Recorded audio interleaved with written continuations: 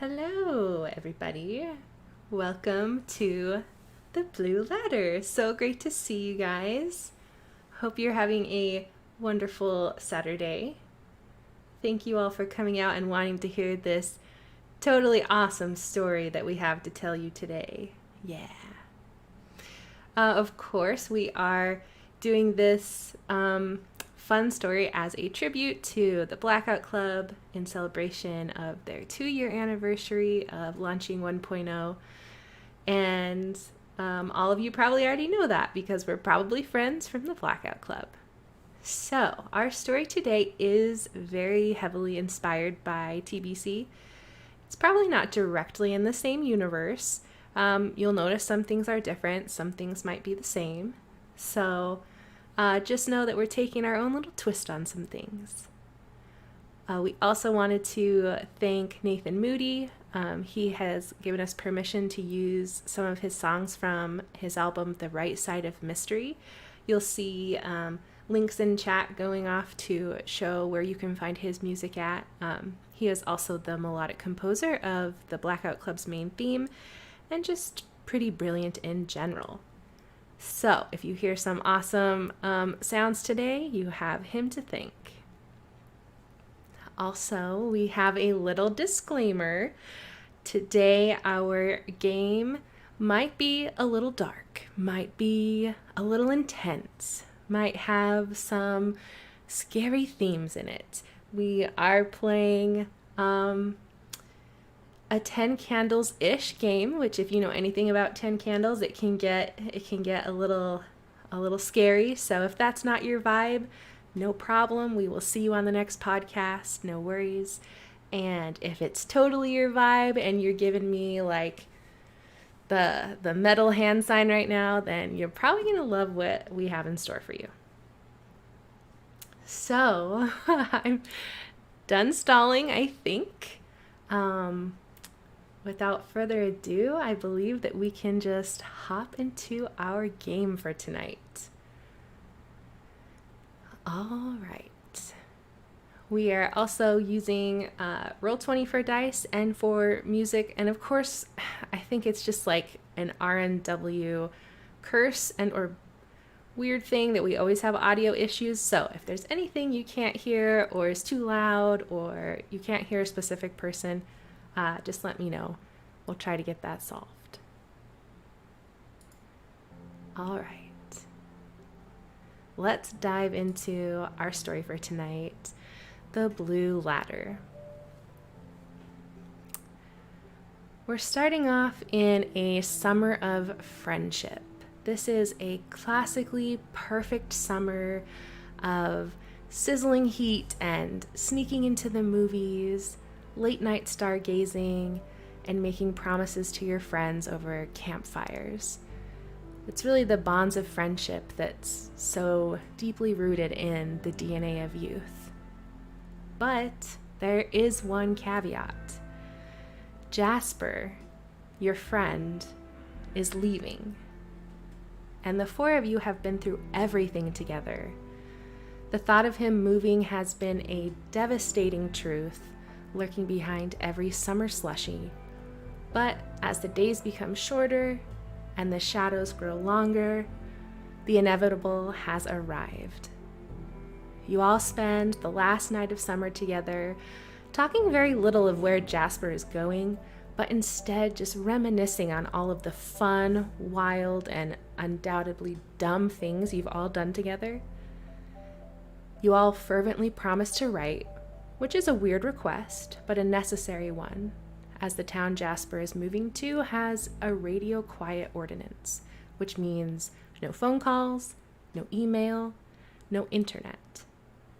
And when the glimmer of the stars leads into the crisp light of dawn, you all pile together for a long hug to say goodbye before heading home. And at this point, I'm going to ask our characters to introduce themselves.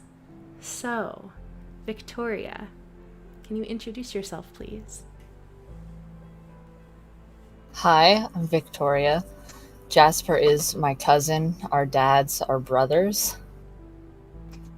I'm not really a social butterfly. I prefer my group of close friends as opposed to a large group of acquaintances. Ever since my grandma showed me a picture about astronomy and the stars, I was totally into it, totally captivated. I wanted to do something with it when I grew up. So ever since then, I just kind of focused on that. And then when I was younger, I found this little keychain on the ground. It was a little rubber one that you get at like Chuck E. Cheese or something. You put the quarter in, it comes out, and it was of a little green alien. And ever since then, that's been my good luck charm. I swear it brings me good luck, and I never leave the house without it. Thank you so much, Victoria. Can we call you V? Oh yes, V is my nickname. It's easier to say than Victoria. Awesome. Thank you, V. All right, Taylor, can you introduce yourself, please? Yeah, hi, I'm Taylor.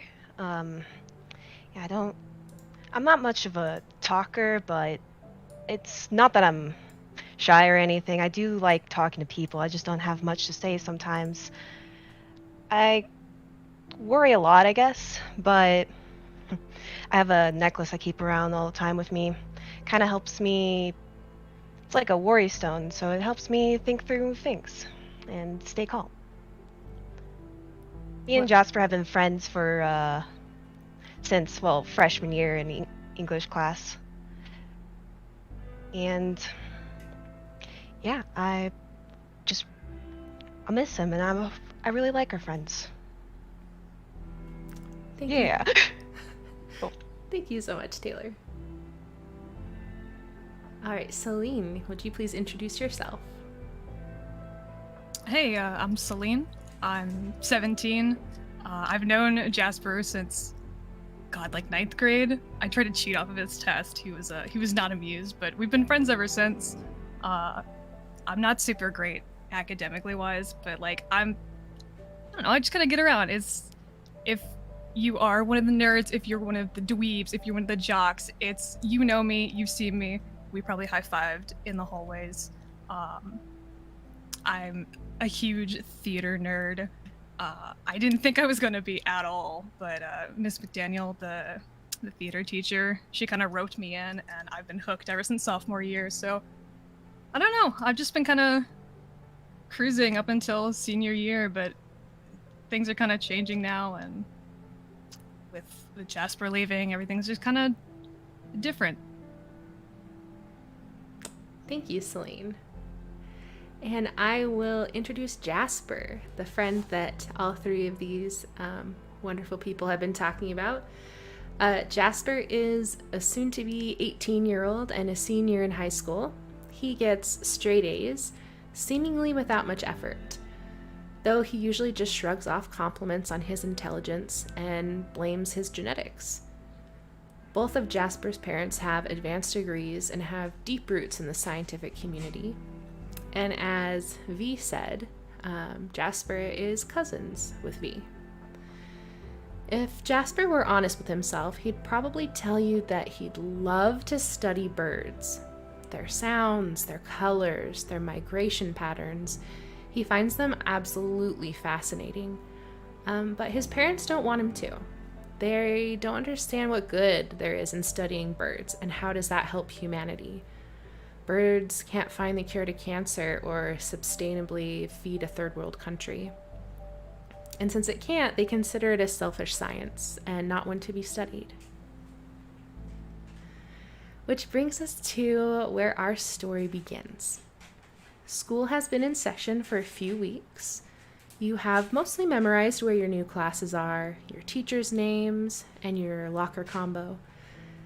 Jasper's absence is sorely felt, but as promised, the three of you put pen to paper and wrote him letters. A few days ago, there was a surprise in the mail for each of you. A crisp white envelope with your name written in Jasper's perfect cursive.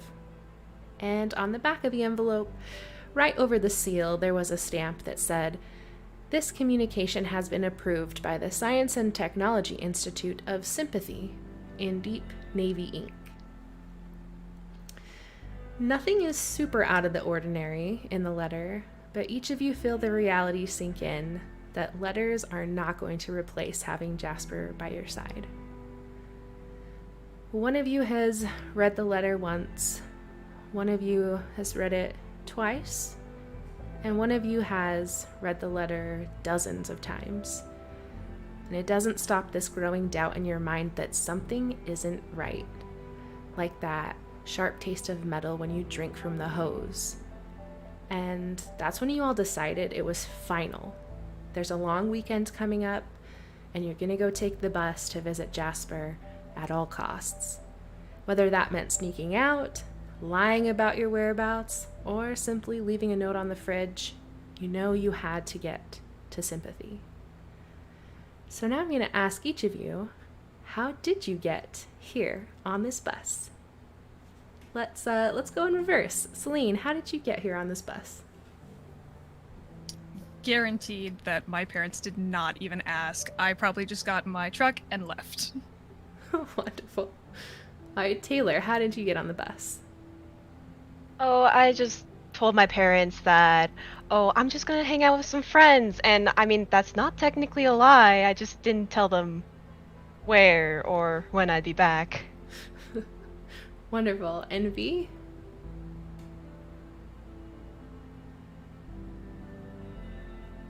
How did you get on the bus, V?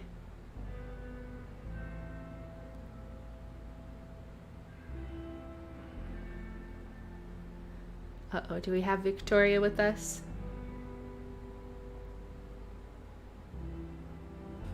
Okay, there might be some technical difficulties. We will get back to V to hear the no doubt awesome way that they got on the bus. Okay. All right. Well, with that, you have each gotten on this bus and you are driving down the road, and that is where we are going to start chapter 1.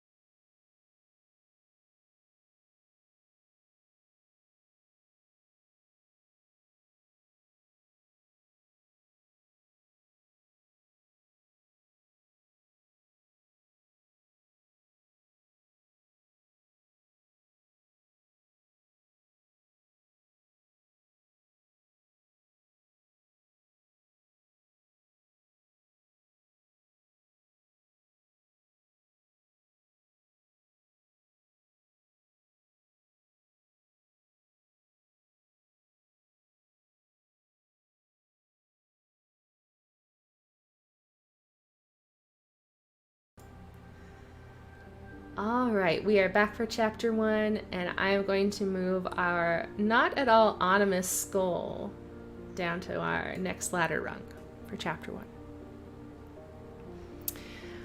All right, chapter 1, the bus. So here the three of you sit on this bus. You hear the rhythmic murmur of its engine as it jostles down the road. Your neighborhoods are growing farther and farther away in the distance. You're surrounded by the terrible eyesore of once bright confetti-patterned fabric seats, which you all would probably complain about normally, except maybe Seline. And also this taste of stale, warm bus air. This bus trip is different than any other you've taken. There's this unnerving tension that no one can quite put a finger on. And you're all deep in your thoughts when Seline stage whispers to you. So, he's probably fine, right? I got kind of weird vibes from the letter. I don't know if everyone else got the same weird vibes. I mean, he's gotta be fine, right? I'm sure we're overreacting. I'm sure it's fine. I mean, overreacting would not put me on a bus traveling God knows where. I mean, there's no harm in it. It's fine. It's all fine. We miss him. Yeah. You see a little lady with very poofy white hair that's sitting in front of you turn around. And I apologize, by the way, for any accents done in this show that are terrible. I'm terrible at them, but, you know, here you go. Oh, I'm a nosy one, but I can hear some whispers around me. Care to tell an old lady what you're talking about? I look awkwardly at everyone. Oh, come on, dear, don't be shy. What's your names? I look at Seline. I look at Why you Seline. Seline formally extends his hand to the woman and shakes it and introduces himself. So chivalrous. Thank you. What about you? She looks at you, Taylor. I'm Taylor. I also extend a hand to, like, shake. Oh, so nice to meet you. And you?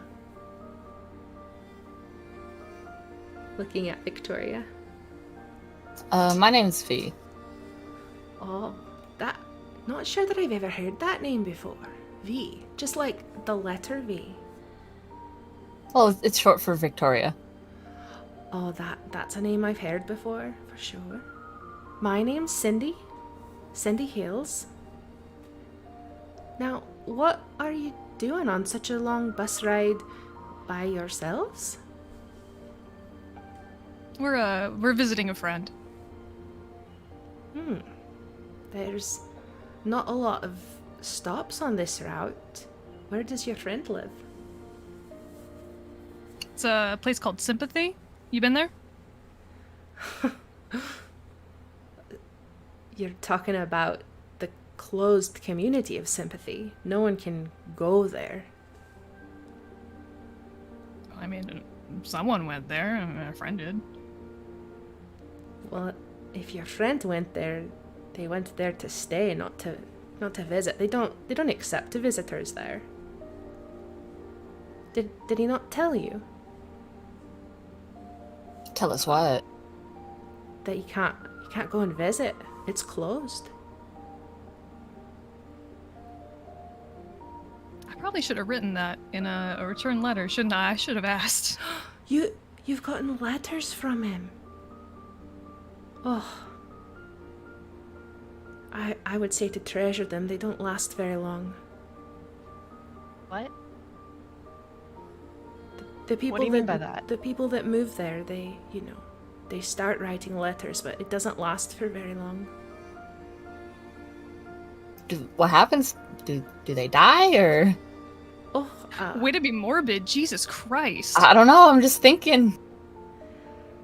I wouldn't say that would be my first thing that I would think. I think, everyone that lives there is very scientific and they just get so wrapped up in their work. They don't have time for writing letters. It sounds like you might have known somebody there. Did you have friends there? Oh, that's a long story. Are you sure you've got time for an old lady story? I mean, it's a long bus ride. That's fair. It's my son Larry. He's, from a young age, I just knew he was different. He had such a spark of curiosity in him. He would always ask why, but would actually listen to the answer you gave him. And he just never stopped asking. I could never figure out where he got it from because I'm not that savvy and his father's a blockhead, so I don't know. When he was a teenager, his father and I were not getting along very well. We ended up separating. It was very messy. I feel bad about it, but one day I was having a temper tantrum and so was his father, and he just came in and told us very quietly that he was moving out. And turns out he wanted to come here to Sympathy to pursue his studies, and we let him. There were letters at first, but they didn't really sound like my son. And then they stopped pretty soon after.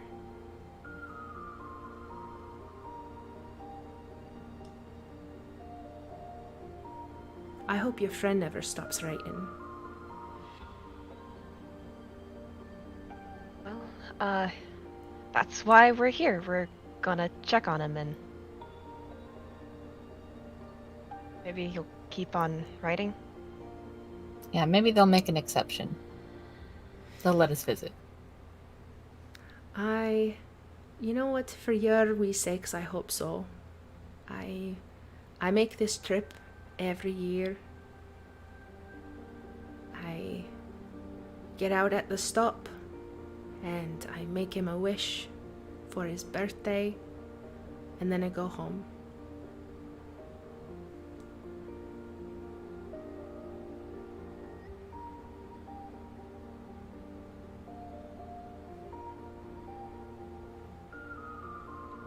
Look at me, the old lady bringing everything down. Well, thank you for sharing your story. Well, I hope you enjoy the bus ride at least. It's very nice. The driver, he knows me. It's comfortable. It's not a sad thing. At least I can do something to feel a little closer to him, you know? It's my 30th trip this year. It's a milestone.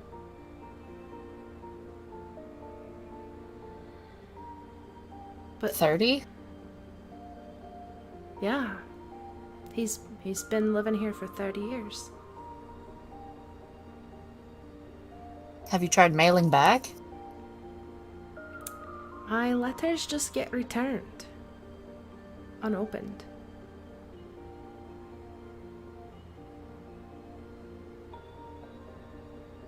But I'm glad yours haven't. Well, I hope you hear from him again. I He really hope so should too. write you. What was that, dear? He should write to you. Well, maybe you can tell him that. Maybe he'll understand it from a young person's point of view. I call him Larry and he hates it, but his name is actually Lawrence, but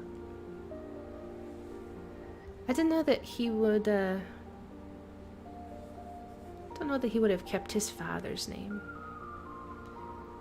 When he was living with us, of course, we were all together and our last name was O'Connor.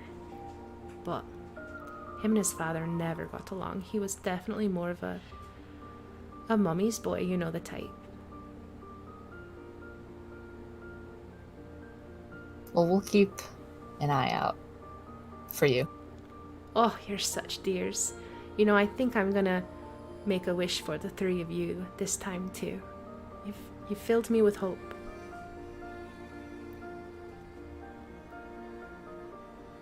And Victoria offers a little smile. she smiles back at you and she turns around and kind of cuddles down into her seat as if she has a lot of positive things to think about after interacting with you all.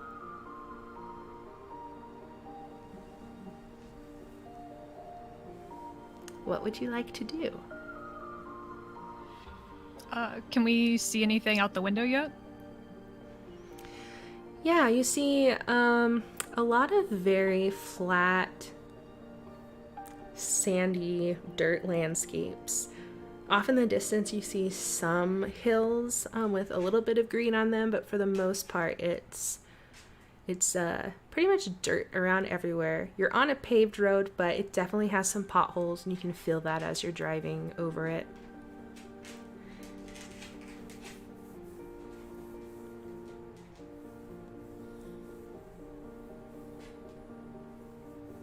I try to rest my head on the window, but every time we hit a pothole, it kind of hits my head on the window, so I just get mad and give up.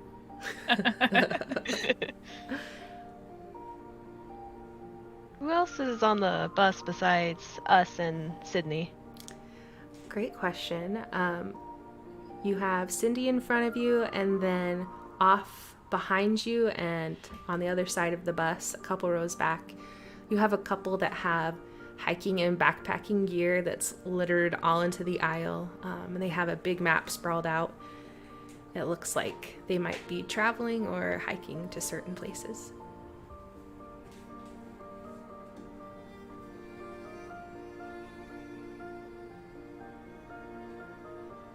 I look at Seline. You should talk to them. You like talking to people. Maybe You the call me a map will big help mouth? us. No, I'm just saying you like meeting people and talking to people. You're All right. social. You're the social one. As Seline makes a very dramatic stretch as he gets out of his chair and goes to talk to the people with the map. Great. They see you approach, and there's a little bit of anxiety in their eyes as you see them like dig through their bag, and they pull out a book that's like I'm trying to think of the word, like a language to language dictionary, and they kind of look like a up to translator. you. Yes, perfect. And they're like, hello. Hey, what you got there? And they kind of look to each other and they shrug at you as if they don't really understand.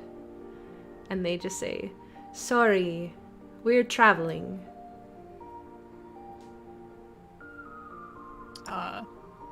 Celine's gonna like point to the map and point to them and ask like, where are you going? And one of them, she looks up at you and she nods really fast and she says, yes, we're traveling. Yeah, where? She looks confused. Victoria's twisted around in her seat, like, look for sympathy on the map. Do you look for sympathy on the map? Celine's gonna twist around. He feels the eyes on him. He's gonna shoot back a look like, man, I'm trying. Give me a minute. Taylor's also like peering around over the seat, like, come on. If you would like to take a look at the map, you are more than happy to do our first roll of the night. Oh God. Uh-oh. So for those of you who weren't here kind of for our very weird homebrew 10 candle situation we had for the Dark Staircase, we're doing something very similar tonight where you see all the characters have 3 candles that are lit, 2 candles that are not. For every candle of the white candles that are lit, that is how many communal dice we have in a dice pool for a specific scene. And when characters roll those, they're looking to roll a 6. Any amount of 6s, as long as there is 1 6 in there, it's a success. And any 1s that are rolled are taken out of the communal dice pool. And then this communal dice pool replenishes itself once somebody completely fails and a scene ends. So, yes, we don't like doors. I'll have you know there's not very many doors here, so don't worry. Okay, so we're starting off with 12d6 that you can roll to see if you are successful in finding sympathy on this map. Am I supposed to roll all 12 or can I go up to 12? You can roll all 12. Cool. Somebody cross your fingers for me. You've got this. You can do it. We believe. Oh Jesus, that's so many dice. Wonderful. Okay, so we've got some 6s in there, which is great, means that's a success. We have 2 1s, so the communal dice pool for this scene goes from 12 down to 10. So the next time an action requires a roll, we'll roll 10 of these dice. And Seline, you are successful. So you look on the map, and you see that there is a very small pinpoint with the town of Sympathy, and where these travelers are going and what they have circled and mapped out isn't anywhere near it. So you get the feeling that they don't have anything to do with Sympathy and probably don't know anything about it. I give them a friendly wave, thank you, and then go back to my seat. Wonderful.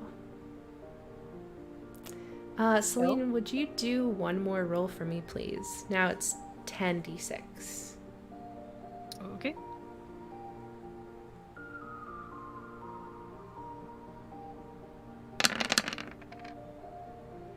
Awesome. So no ones, so the pool is still at 10 and you did get 2 6s in there. You have this nagging feeling that something wasn't right with the letter you received. What kind of nagging feeling? The kind where you're not quite sure if you would be smart enough to figure it out on your own.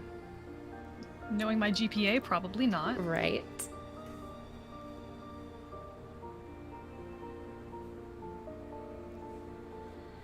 Did we all receive the same letter?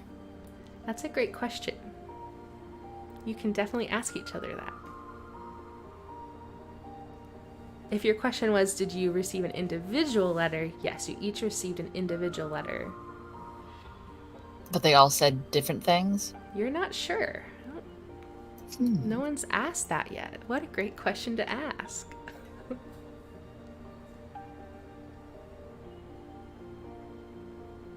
Taylor pulls out her letter. So, what did Jasper send you guys? Seline digs in his book bag to collect his, which is probably a little crumpled from the state of it. For sure. All right, this actually takes us to our first artifact. So players, you can open up the artifact from chapter 1. And Taylor, when you open yours, it's neatly folded. And Victoria, when you fish yours out of the bag, it's pretty good for wear. And Seline, when you fish yours out, you kind of play it off as like, oh yeah, it's somewhere in here. But if anyone looked close, they could see that it's been folded and reopened and folded and reopened and folded and reopened and kept in a pocket. And now I'm going to show all of our friends watching what you see.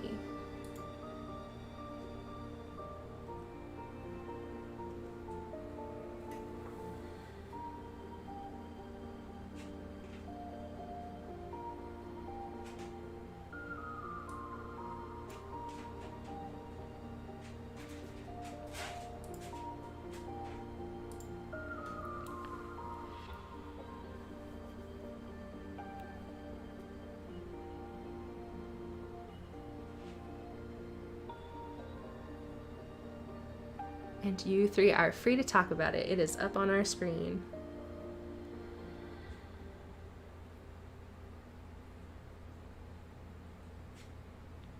I'm still trying to diagnose mine, pardon me.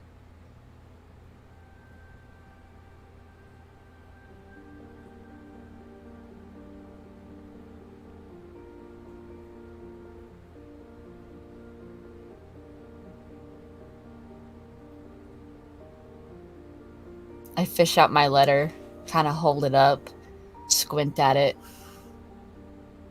You really forgot how to write. Yeah. For a guy that's had like perfect handwriting since he was 13, this is kind of shabby. I'm not gonna lie. I felt bad for kind of laughing at Feels Ike. At Feels Ike. Feels Ike. Well, I just now noticed they all basically say the same thing, but with different errors. Seline leans over the seat in front of him to look at V's and is like, he gave us all the exact same letter? There's like no individuality with this. This is garbage. Maybe it's a clue or something.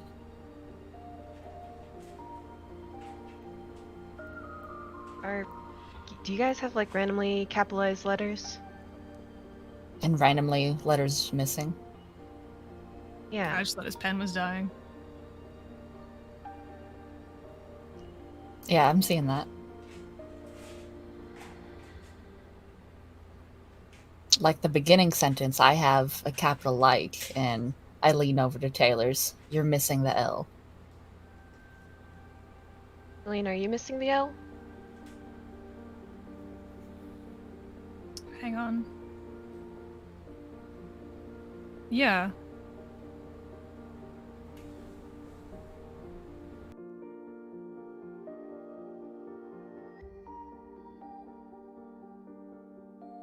What if we put the missing letters together? Sure. Hold on.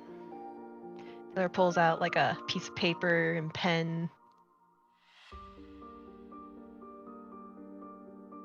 There's a L and then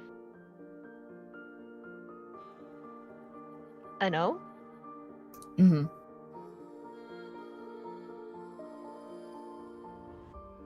And then a C, I think. Okay.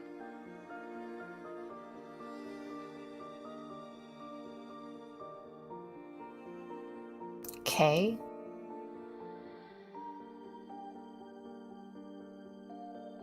Got it. My mental spell check is really messing me up right now. I think an E. Yeah, and then an R.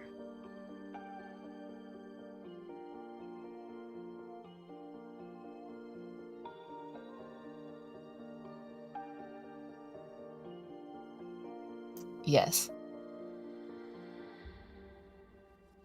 And another C. Mm-hmm. And then O. M.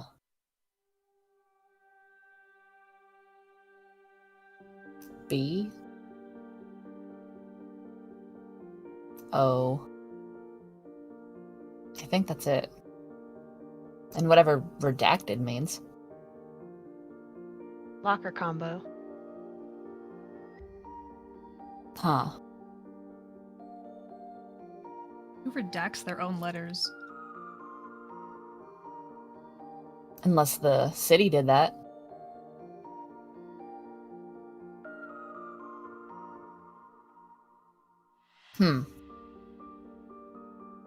That would make sense. There's something weird going on. It definitely spelled out locker combo.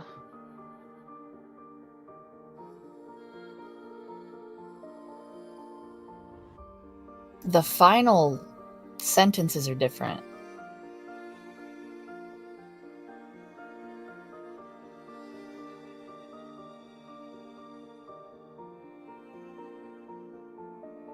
But I don't know how to figure that out.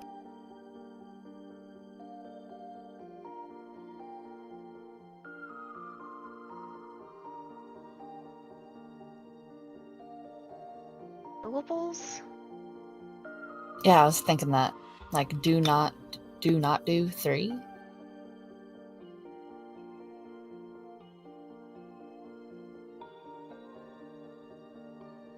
Is that way out there, or what do you two think? I don't know. What I was thinking, but Let's hypothetically do the syllables idea.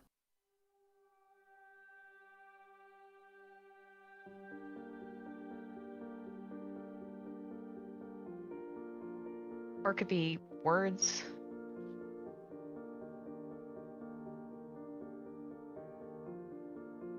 Like a 3 is a C.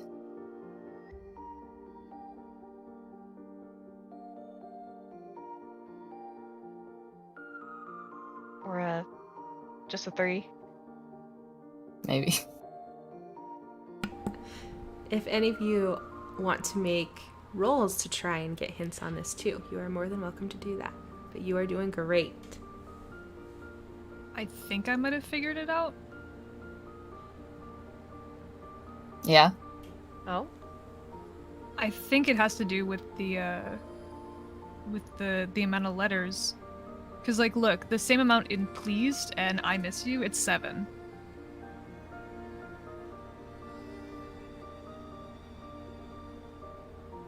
Oh, that's the same with mine. Oh. Heck yeah.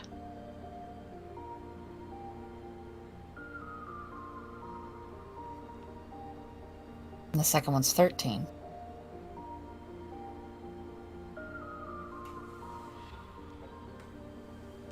Ah, very smart.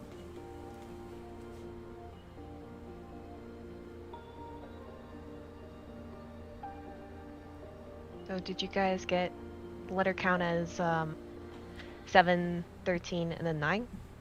Yeah. Mm-hmm. Great job, you guys. So as you are sitting there in the bus with Jasper's letters out in front of you, and really coming to this idea that there was a message in here for you from him, your anxiety heightens a little bit. Why would he have to hide this message? What does it mean? And what's waiting for you in sympathy? And it's about that time that you hear the bus driver come over the intercom. And you hear, "All right, folks, we're approaching the radio quiet zone. Please power down your electronic devices, including cell phones, laptops, tablets, smartwatches, basically anything that can connect to the internet or cell towers will be out of range for the next 30 miles. And then he pauses and looks in his giant rearview mirror at Miss Hills and says, 15 miles until sympathy, Miss Hills." And she nods politely at him. Is there anything else you would like to do on the bus?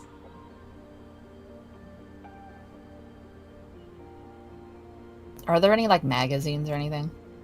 There are not. And if you found one, you probably wouldn't want to touch it. I take a selfie and turn on airplane mode. Great. Can I photobomb it? Yes.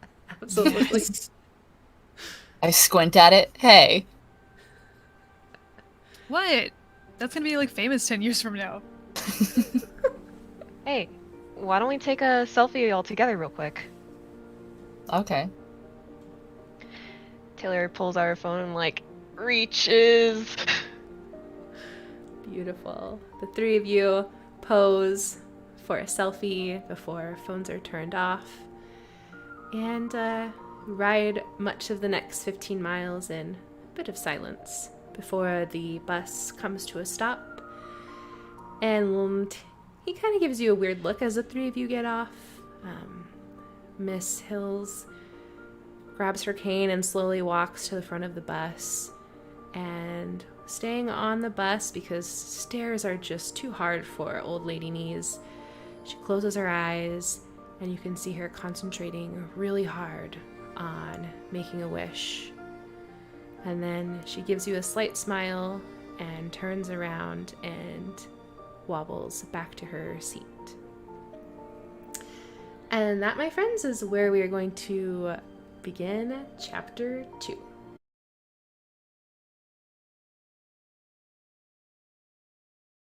We're back. Maybe. Who knows?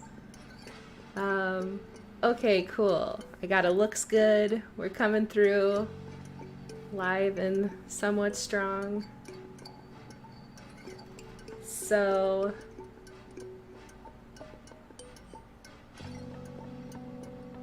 yes, welcome back. I had the dice laid out really nice, and now with the restart, it's gonna be a little funky, so just bear with us. Yeah, who knew it was that easy to just leave? Okay, we are starting with chapter 2. We have our wonderful little skull man down and rung on our ladder. Okay, chapter 2. The bus fades away into the distance, and the sun is slipping behind the horizon. So you're in that really great time where it's not totally nighttime. You still have some light, but the sun is not there. If you did turn around to look, you'd see that Miss Hills was looking somberly out the window, but not at you, just past you. And as you turn your attention to what's in front of you, you notice a boarded up wooden shack of a building, really, that says Visitor Center in flaking blue paint. And it's planted precariously near the edge of this massive crater. What would you like to do? Damn, when they meant no welcome wagon, they meant it. I'm just surprised that there is like a welcome center in general. Kind of. So at some point they did have visitors, but not anymore. Think they still have brochures? Yeah, we should look around. Is there like a window or a door or? You do see some windows that are boarded up. There is a door. You can go ahead and roll to check it out and see if it seems like it's something you guys could fuck with or not.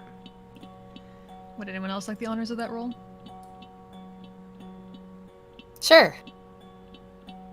That is a whopping 10d6. 10d6.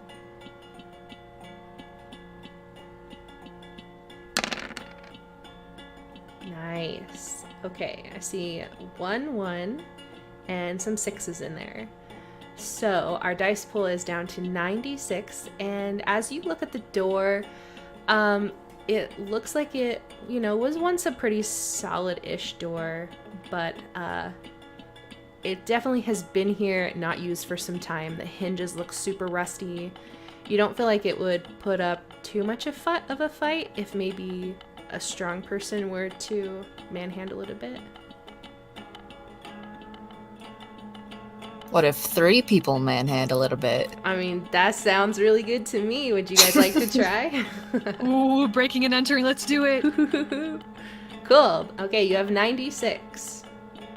Go ahead and try. Just like one at a time, or? Sure. We'll say that if 2 out of 3 of you are successful, then that is considered a successful group effort. Alright, I'll go ahead and hit mine then. Okay. Goodbye, dice. Be optimistic, please, God. Oh, God. Strength was never my strong suit. So, I don't know about you, but I don't see any 6s there. I was in theater, not tech. I do see a 1, so we're down to 8d6, and we won't count that as a scene ender since this is a group effort. So either V or Taylor, you can go next. 8d6. Oh god. I'll try.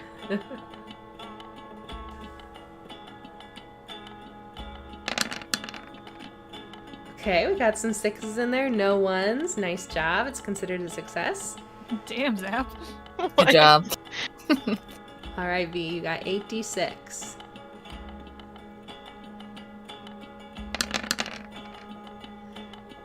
Awesome. There we go. No 1s, successes. So you keep your dice pool at 8d6, and the 3 of you are trying to figure out how to open this door. Seline, of course, does what he has seen work in the movies and on stage, and runs and slams his shoulder into it, and obviously that hurts him, not the door. So the 2 of you then find something hard around and start like hitting at these rusted hinges, and you're able to break the door off of its hinges. I loosened it up for you guys. Yeah, let's go with that. Yeah, sure. Good job.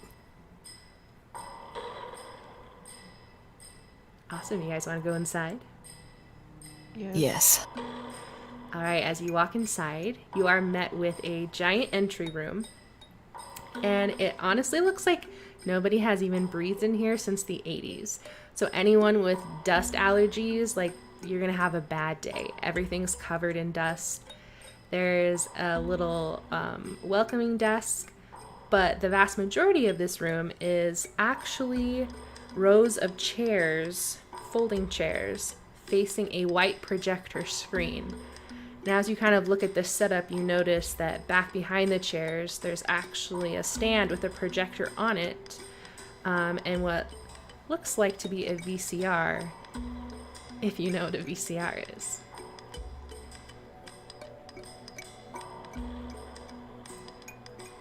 Does the VCR have power? Would you like to go try and turn it on? I guess so, yeah. Cool, okay. You head over there. You see this red power icon that translates across generations, so you feel confident that's probably the right button to push. You push it and you hear some gears whirring to life and a little flicker of the screen, and you have a working VCR.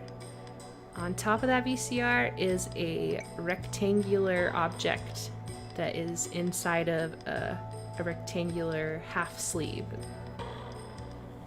That thing couldn't possibly be a VCR, like a reader, would it? It could possibly be a VHS. That's the word. I've lost all sense of brain. Don't worry about me. I'm just We're in testing everyone's character. age, don't worry.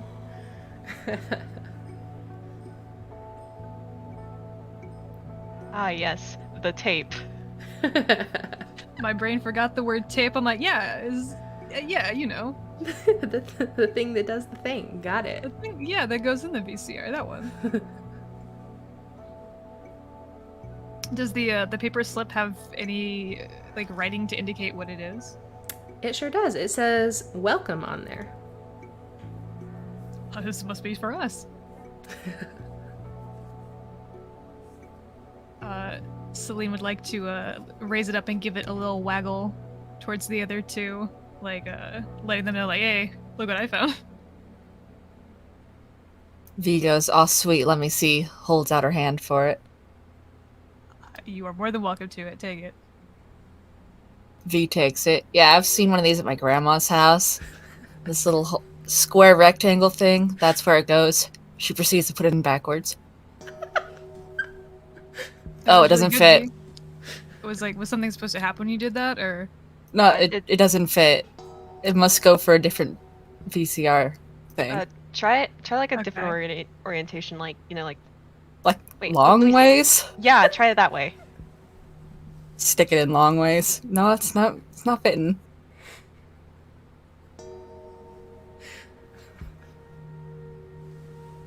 Someone else can try. I hold it up for someone. Someone's Taylor. got to be in AP classes. Come on, man. Taylor takes it. Alright, Taylor, I need you to roll to see if you can put the VHS in the VCR. You have 8d6. My TikTok account would love this if I had signal.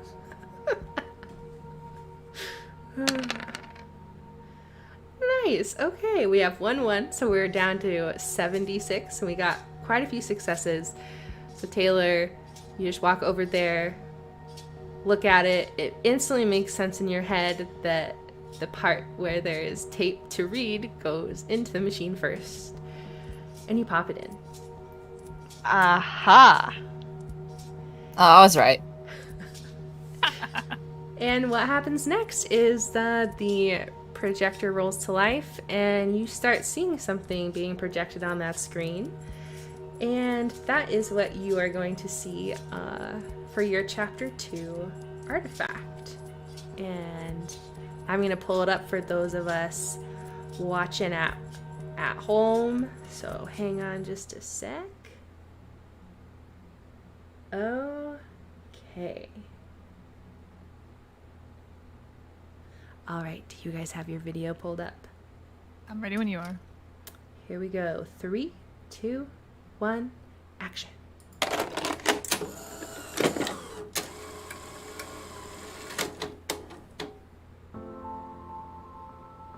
Hi there. Welcome to Sympathy. Your decision to opening your mind and doing good for humanity is just starting. Let me take you back to the beginning. The town of Sympathy was founded in 1905 by Max Planck and some of his colleagues. This was just a few years after Planck had discovered the quantum nature of energy. Several distinguished physicists had created complex equations trying to work out the problem at hand, but none solved them. Although Planck was as deep in traditional physics as his colleagues, he had one thing they didn't: an open mind. He changed one basic assumption and discovered what is now accepted as one of the fundamental constants in the universe. Did you get a warm, fuzzy feeling hearing about Planck? Of course you did. That's why you're here. A town focused on using science to better humanity and show our children that anything is possible. It's what you believe in, too. But why here? The crater that holds the town of Sympathy has been a scientific conundrum since it was found. All of our data shows that 2 meteors hit this exact same spot millions of years ago. What are the odds? Many see it as just a dusty hole in the ground, but we here in Sympathy think it goes to show nothing is impossible if you keep an open mind.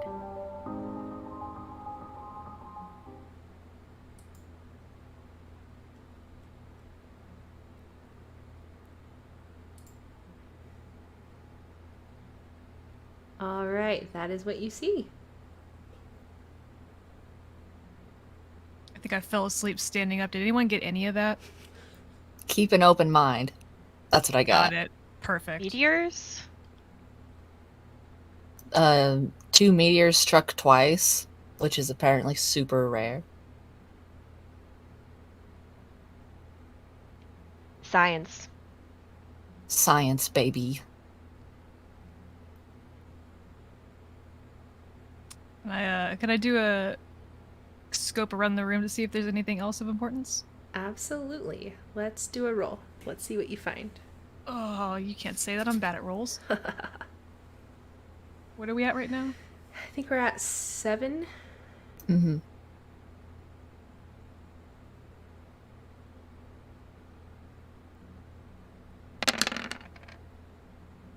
All right. Stop making me roll. No. We got some 6s. Oh, God.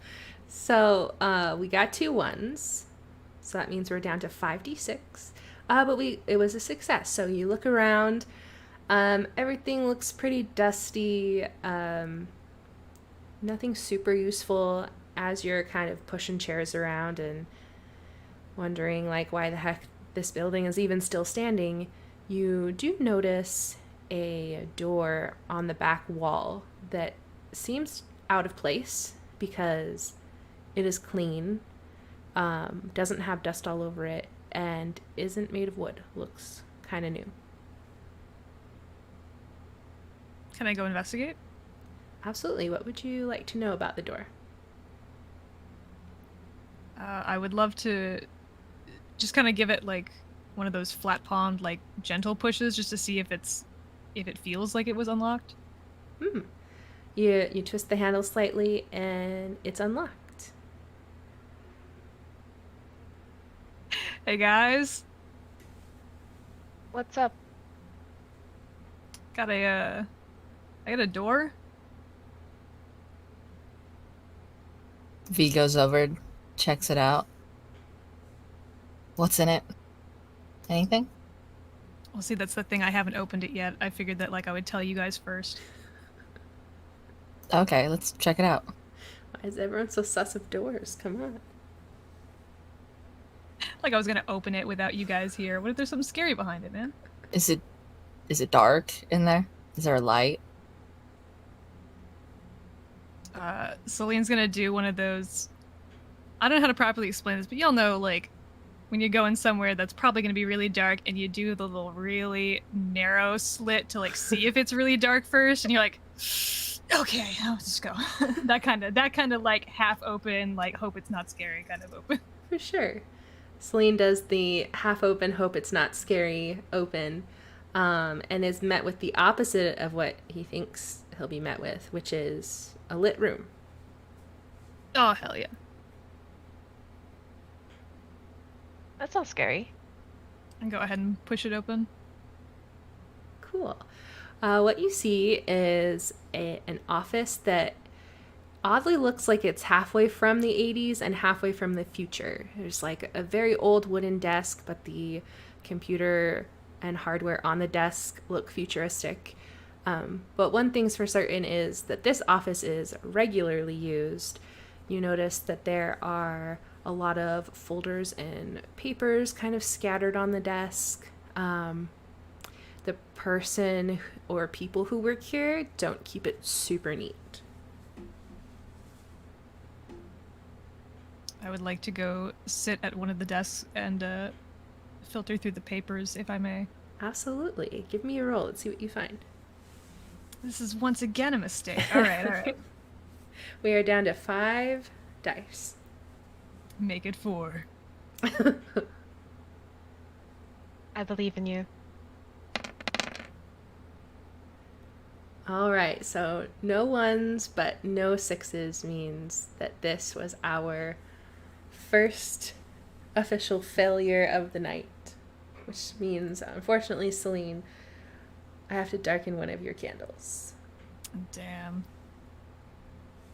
I cannot read. I'm very sorry. You sit down at a desk, and all of a sudden your mind goes to like, damn, this chair like is really fun to rock in, and I'm gonna like do that for a little bit. Like put my feet up on the desk. I'm like, this is my office now. This is kind of cool. Now, one great thing that we are doing in our game is when a player fails, we're taking a quick second and letting each player make a small wish. And then our wonderful moderator in chat tonight, Stazie, is going to make a poll, and everyone watching can vote on which wish they want granted, and we'll see what happens. So, players, I'm going to call on you and ask you what your wish is. Remember that it's something small. It could be an item, it could be a clue, it could be information or an event that you want to happen. You know, something like a little wish.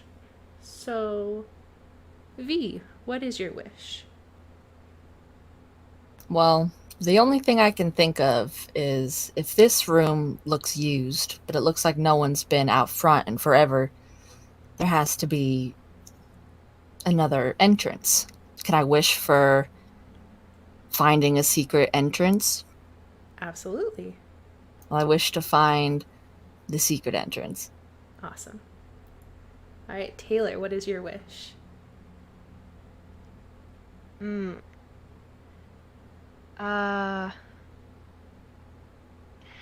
think my wish would be just for some more supplies. Because this seems like it's going to be a lot longer and or harder than originally just, hi, Jasper, we're here to visit. Very fair. All right, a wish for supplies. And Seline, what is your wish? Oh, I wish I had a proper attention span. I don't know that I can grant you that, but I can try. It's far-fetched, but that's all I got right now. I love it. Okay. We'll translate that into for if that wish is granted for the next scene, anytime Seline rolls, they get +2 to their dice pool. How about that? Perfect. Okay. So, yeah, I know. So Stazie will be rolling out a poll where you guys can vote, and we are going to pick up where we left off, and that is looking at this desk with stuff on it. Seline, unfortunately, didn't have a ton of success. Does anyone else want to look? Your dice pool is now replenished back to the number of white candles, which is 11. So you have 11d6 to work with. Like look at the table, or? Sure, anything you want to do in this office. Oh, I wanted to look for the secret entrance.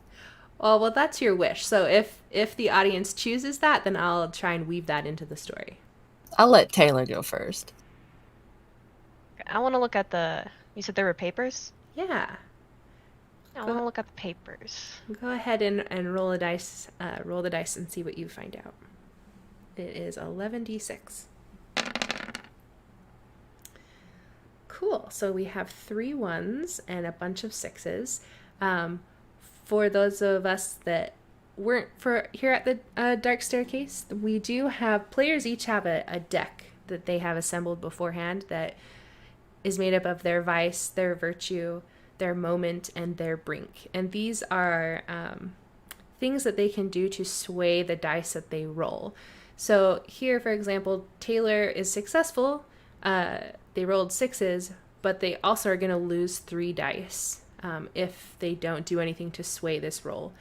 If they wanted to, they could look in their deck on their top thing that they chose to have active and see if they can somehow work that into the narrative. And in doing so, they could possibly re-roll those 3 1s and see if they could lessen the impact. But they don't have to. It's up to you.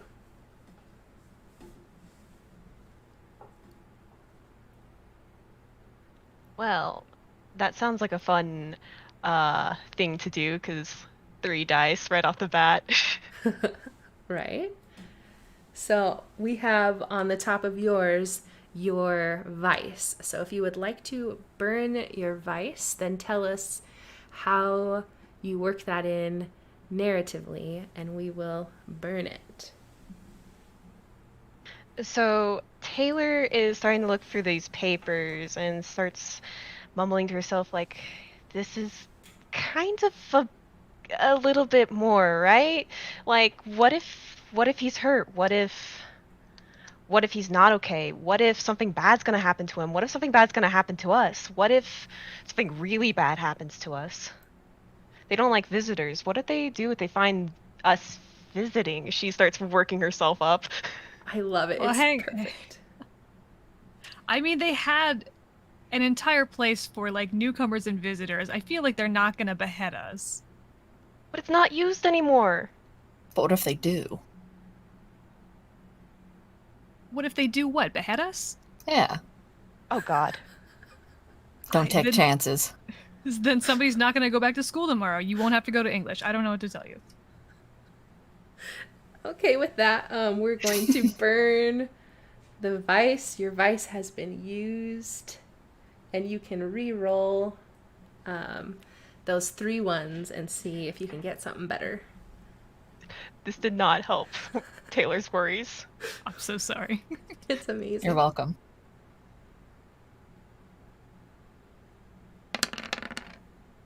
Great. Okay. So we're only going to go down 1 dice in our dice pool. So there's 10. 10 dice in the dice pool. That was an awesome reroll. And you are successful. You look through and there are 2 things that stick out to you.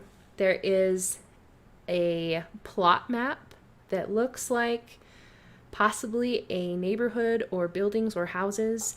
There's a circle in the middle, and then there are these rings of buildings or plots that radiate from it. And each plot has a number on it. And then on the side, you see a list of those numbers with what looks like surnames listed next to them. And the other piece of information you find is a Post-it note. Which one would you like to look at first? The Post-it note. Okay, you're kind of rifling through a drawer where, mature people, aka old people, might put a password, trying to see if you can get into the computer. There's no password there, but there is a sticky note that just has scrawled in very handwriting that indicates it's probably an older person. Just says, head feeling clearer, more up to the top. Must be the elevation.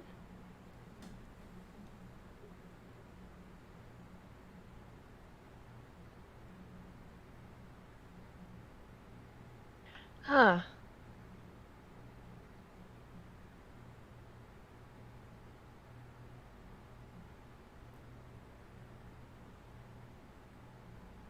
Hey guys, I found this Post-it note. What do you make of it? What's it say? Head feeling clearer. More at the top. Must be elevation? More at the top of what? Not in the crater?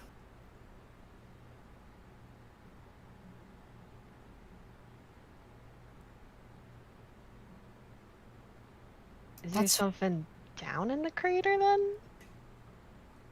Well, I know when you go up a mountain, like, you start getting altitude sickness, but is there backwards altitude sickness?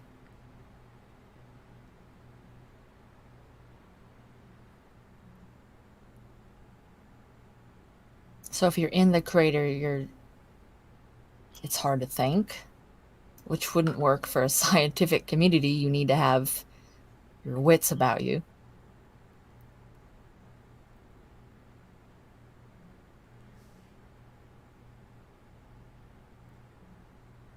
Maybe a gas leak? That was on a sticky note? Yeah, here. Let's hand over the sticky note. And it was in the papers. Yeah. Hmm.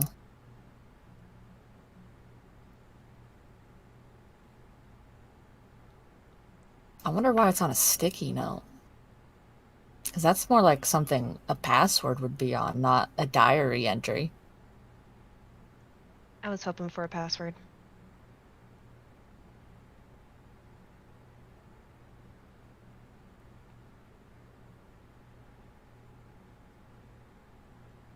There was also a map. Okay, it's on the map.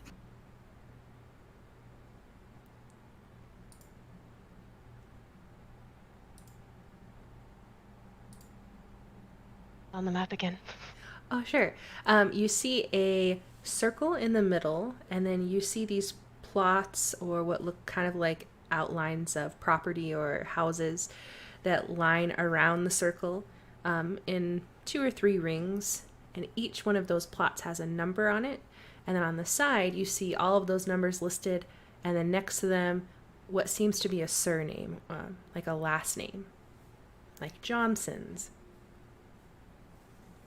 Can we look for Diaz-Walker? Absolutely. You look there, and in fact, you do see on plot 17, you see what used to say Burke, and it's crossed out, and Diaz-Walker is handwritten in there.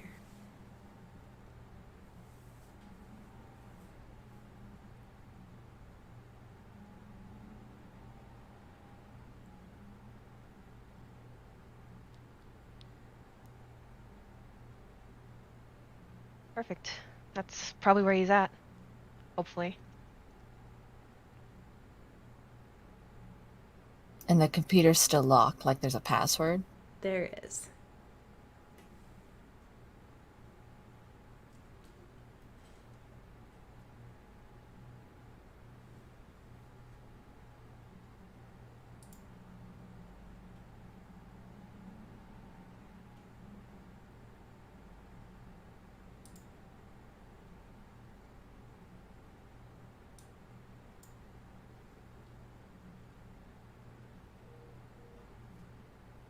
Anything else you guys want to do here? Long silence, lots of thinking happening. I can smell the smoke coming out of my brain, trying to figure out what the hell's going on. I promise, if it helps you out of game, I promise I won't let you just like skip a giant main clue. I will prod further if you're like, just drop it. Some things are just to help build the ambiance. But I understand the big thoughts. What if we just type a random password into the computer? Yeah, maybe it'll say you need a capital letter and a number and a symbol, and that'll give us a hint.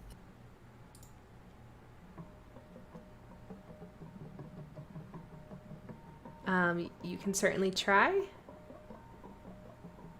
What password are you trying to type in?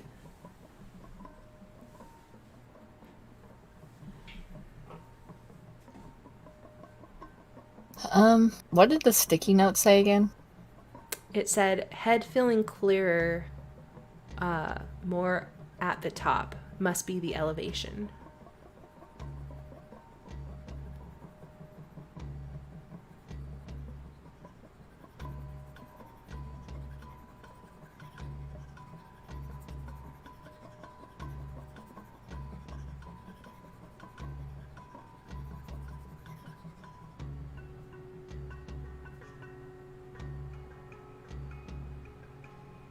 I mean, it might be stupid, but for fun, can I just look up?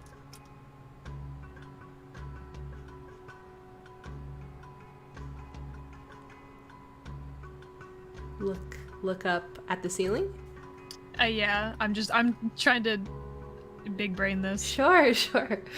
You look up and you see like the ceiling that has all the little tiny holes in it, like the little old-fashioned perforated ceilings. There's like a water stain on one of them. None of them seem out of place or give any indication that any of them have been changed or altered or moved recently.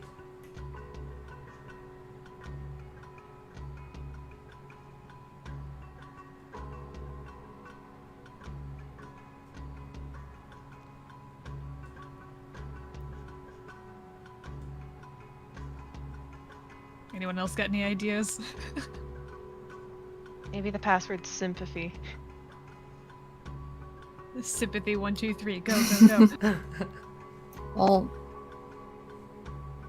sticky note has to be something, right? Or it's just a distraction. Like, it's on a sticky note. It might... I don't know if it pertains to the computer, though. Or you could be talking to anybody else who comes in here. Yeah, I guess so. Maybe we don't need the computer.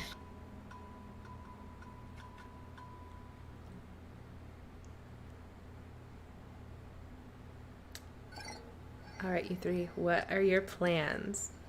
Try and hack the computer or something else? I am just relaxing in my newfound chair, thank you. Is it like a rolly chair? Is it? It does not have wheels on it, but it's a stationary chair that has some like back and forth rock/bounce to it. Damn it, if you had said rolly chair, I would be just rolling around the office looking at things. Yep, that's why I didn't. Just Damn kidding. it, Leigha. All right, I'm gonna give you guys a countdown to decide. You have 20 seconds. Are you gonna hack the computer or not? You know what? Hacker skills. Let's go. All right, roll to hack the computer. You have 10 dice.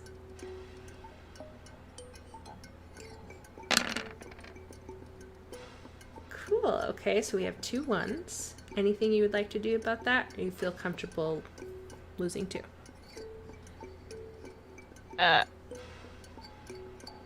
Goodbye. Okay, so we go down to 8, and we don't have a success. Is there anything you'd like to do about that, Zach?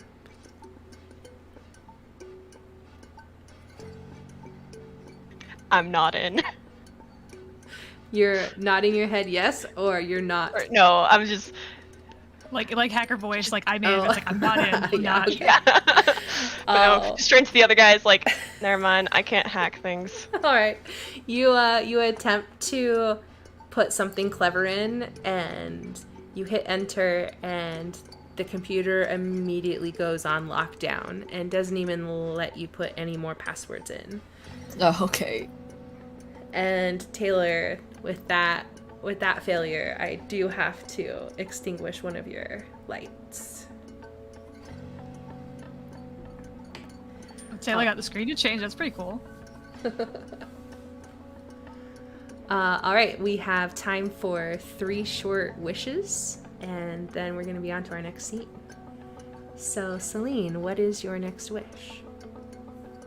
Oh no, I didn't think this far ahead. I wish this chair had wheels, but that's not something you'll grant me, and I know it. It's not up to me, it's up to the chat. Come on, chat, you gotta help me out. I don't know how long I'll have this chair. Our moments are short. Seline wants a chair with wheels. Okay, Taylor, what would you like? My wishes are simple.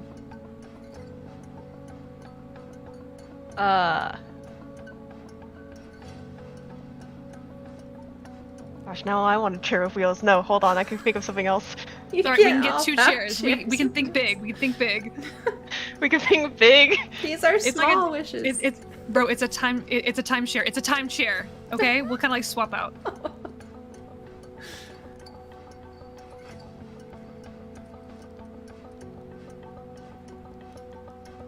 What about one of those chairs that like has both the back and forth like motion and wheels? Are we all Like a nice like rolling recliner. We're thinking too much on chairs. We gotta think bigger, man. Okay, so Taylor also wishes for a certain type of chair. V, please, what are you wishing for? So sorry, V. Damn, I wanted the chair. Damn it. A wish. You're wishing for a wish? No, I mean, Okay. can you wish for more wishes? No, I'm sorry. Disney should have taught you that. I wish for a sign. Like, I don't know, just a sign. Like, where do we go? Just give me a sign. Like a cloud in the shape of something. Just a sign. Okay. RK wants a sign, and our other two were disowning because they want chairs. Hey. Oh. Stazie will put up a poll, and we will start our new scene. So we are down 2 candles now. We have 10. And V, as these two knuckleheads are musing about chairs and trying to scoot this one like it has wheels, and it clearly doesn't, you notice that on the map that you see with the neighborhood, there's like a little bit of a ramp down, and you're trying to kind of orient yourself, and then as you do and you look up from the map, you see in the wall where there's just a little sliver of darkness. And you think to yourself, I was pretty sure there had to be another way in.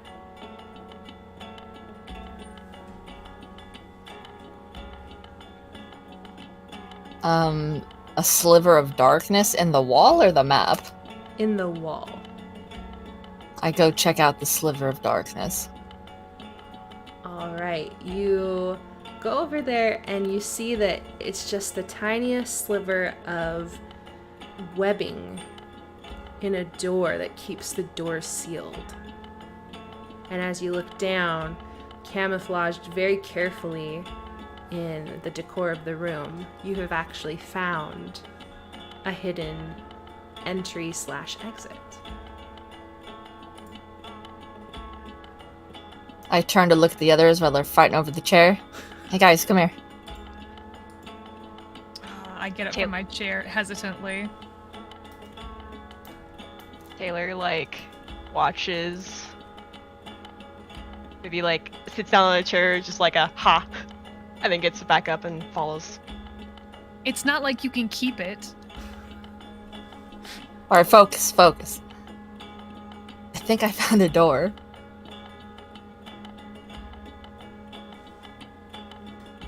V, I think this is a wall. No, it's a door, and I try to move the webbing. Yeah, you absolutely do, and it opens up into the getting darker every second outdoors, and you're still holding that map in your hand, and you see in front of you a ramp that goes down, which is oddly familiar to the map that you're holding in your hand. This must lead down. Like, no one's been out in front forever, but how else would they get in here if there wasn't a door? This has to lead to the city. I also want to thank my good luck charm alien for this. This is all thanks to the good luck charm. Obviously. Clearly. Give it a little pat. It like glows slightly in the dark. It's getting a little darker, and you almost think that it winks at you, but then you're like, obviously no. That's not No real. way. It's Chuck E. Cheese putting out some really crazy stuff nowadays. All right, group, what would you like to do? We the going ramp. in. Let's go down the ramp. Let's find Jasper. All right, we are going to freeze frame where you are right now, trap you in a moment of time, and the rest of us are going to set our eyes on a different location in Sympathy. And here, deep in the bowels of some place we haven't discovered yet, we see Jasper, and he is sitting in this massive white chair that seems to contort and conform itself to fit seamlessly with his body. And there are a large array of sensors that are glued to his head. His eyes are shut. His body twitches, and when it does, the chair just reacts to every minuscule muscle movement and follows him. He's mumbling to himself, but it's hard to make out. And Jasper, will you please make a roll? We have 10d6.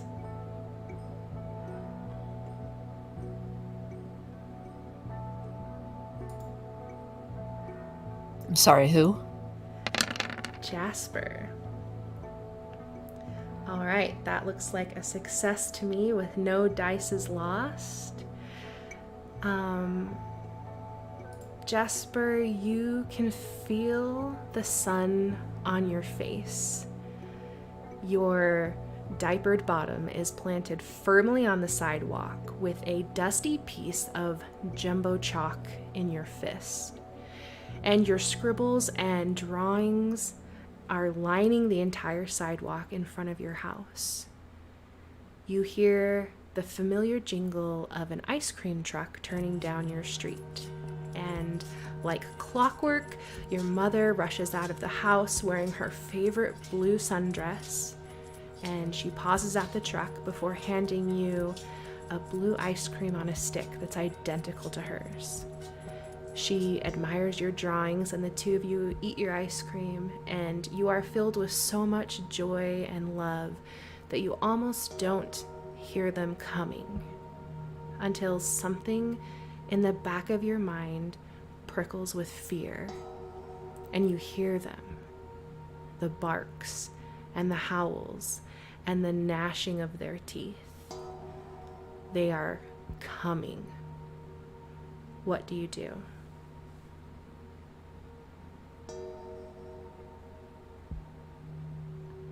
I drop my ice cream and I hide behind my mom.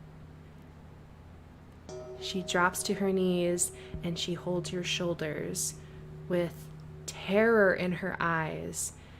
She is yelling the word "run" at you, and the longer she yells, the wider her mouth gets. And then you wake up. Please make another roll for me.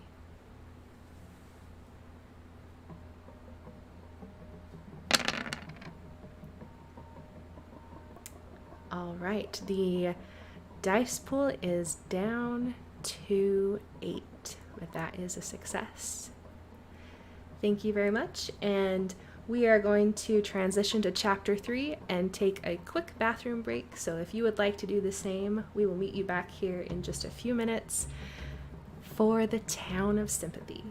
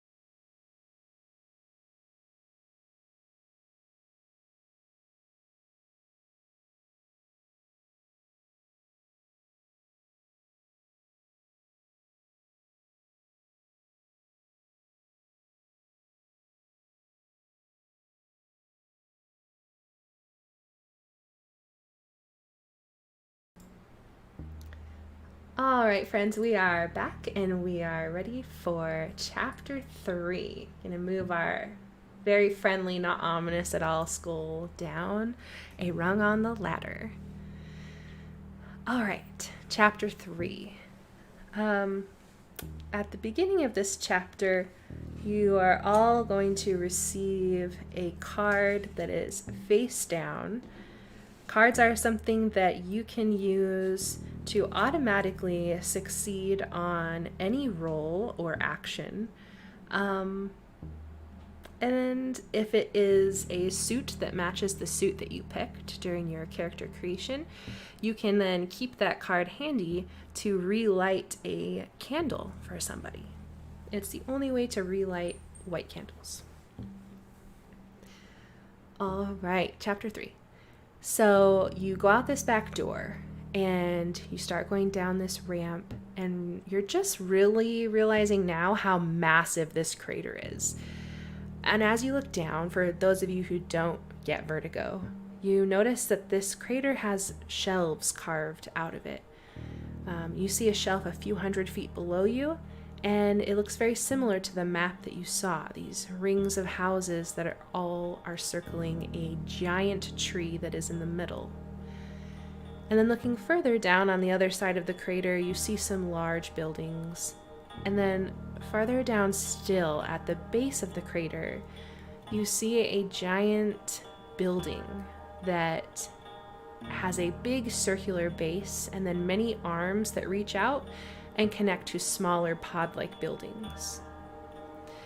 This road that leads down to this first shelf, it looks like maybe a car could fit on here, maybe not. It doesn't look like people regularly move in and out. What would you like to do?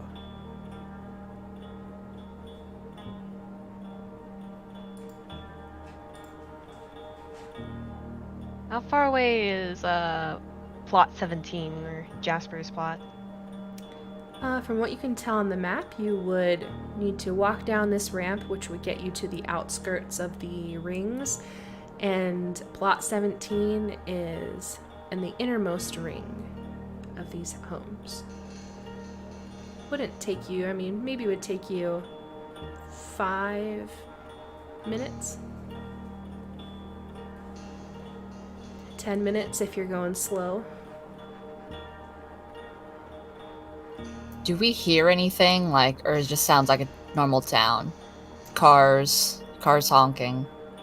You don't see any cars, and you don't see any paved roads.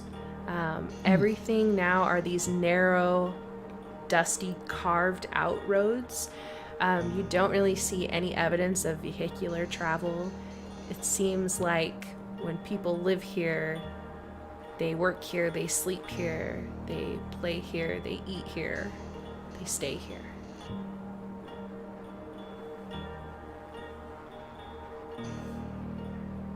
So Are it's there any- quiet? It's very quiet. Anybody out and about? You can't really tell unless you're walking down the ramp and into the neighborhood.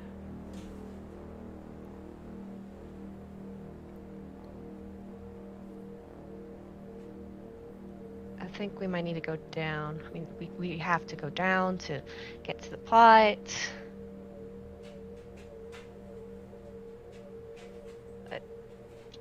Yeah, I say we go down. Great. You start walking down the ramp, and it's interesting because maybe it's just because V talked about it earlier, but that sensation of driving in high elevations where your head starts to get a little bit stuffy and you're not sure if it's like you're getting a cold or if your ears just need to pop. You start to get that, but you're going down, which is strange, but when's the last time you went into a crater? Probably never. The other strange thing that you note is at the top, you heard some sounds, some insects chirping, some crickets, and as you're traveling down this ramp into the neighborhood, there aren't any sounds like that. You come to the outside of these rings of houses, and you're looking around. You don't see anybody. Would you like to continue towards plot 17?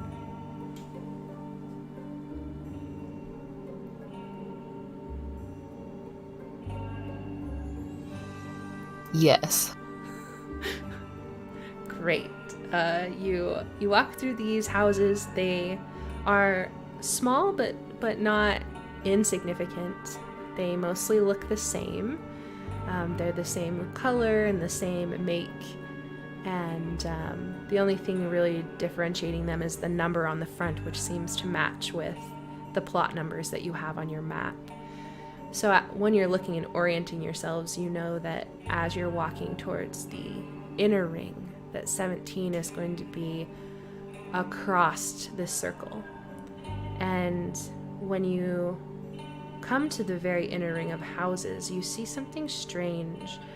You noticed it on the map that there was an icon of a tree, but now that you're here, it's something that you can't say you've ever seen. It's a massive tree with a trunk that you couldn't wrap your hands around, maybe not even all three of you if you linked arms.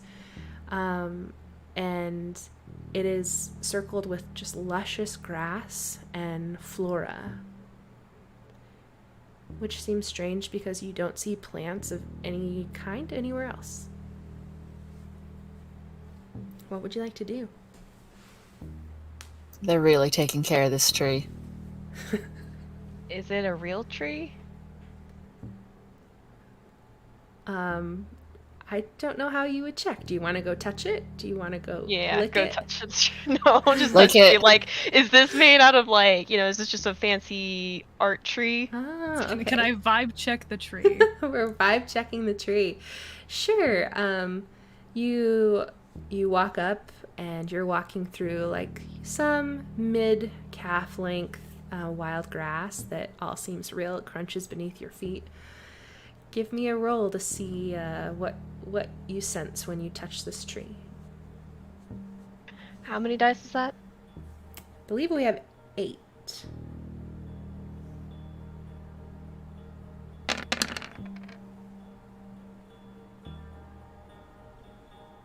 Oh my god. Ah!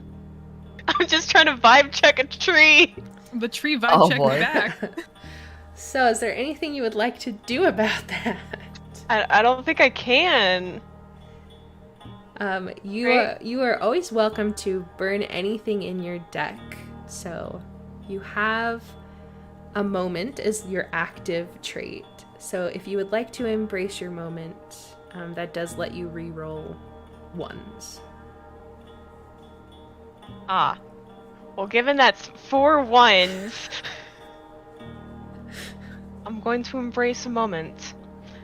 All right, tell us about that. I touched the tree, and, the grass, this whole entire experience has been very strange, but this is probably the more natural feeling things, and I think about back at that summer, and I look back at my friends, and Jasper's not here, but they're here. They're safe. I absolutely love that. You can re-roll all of your ones, and because this is your moment, you earn a hope dice, which means that anytime you roll now, including right now, you can roll an extra dice, and it is successful on a 5 or a 6 and does not get taken away if it's a 1. Okay, so I just roll that now, so instead of 4d6, 5d6? I would roll the 4d6 separately, since they only succeed on a 6. We'll want to track those. Okay, well, they're not ones, so that's good. You didn't have a 6 in your first roll, right? Right. Okay, so you can roll your hope die right now and hope that you roll a 5 or a 6. Beautiful. You are filled with this hope of seeing your friends safe and with you, and you reach out and touch this tree, and it feels like the treeiest tree that you've ever felt. It has nice gravelly bark. One thing you do notice is you hear a little meow, and you see this little kitten peeking out from behind the tree, kind of looking at you, then looks back to the tree and jumps like it's trying to climb the tree, but it only gets about a foot before it tumbles back to the ground. Cat. Julia like crouches down and does a pretends to have something in their hand, offering to the cat, trying to lure it over. Sure. Can we do the other two see this cat, or are we just witnessing her go over there and touch a tree and then start making odd noises? Because I'm curious. You do in fact see this very small little kitten, and it's looking strangely at Taylor. It doesn't really know how to handle seeing what she's doing, but you do see the cat. I'm quiet so I don't scare the cat. I would also like to do a half jog to go crouch down and make noises at the cat. Awesome. So you do a half jog over there. It looks a little intimidated and kind of skitters back a few feet, but otherwise it's just looking at you.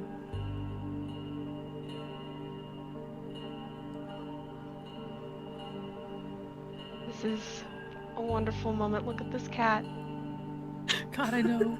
Can we roll to like attract the cat over here? 100%. Oh God. You can ask Thinking her about it. for anything that you would like. You're welcome to.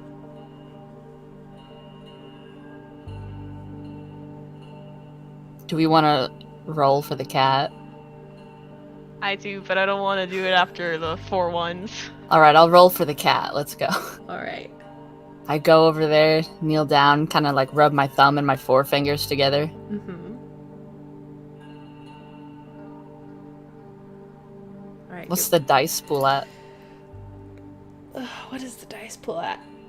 Who remembers? 7? Was it I got still all 8? Yeah, recovered all 8 of 4 I lost. Oh, right. Okay. Yes, 8. Thank you.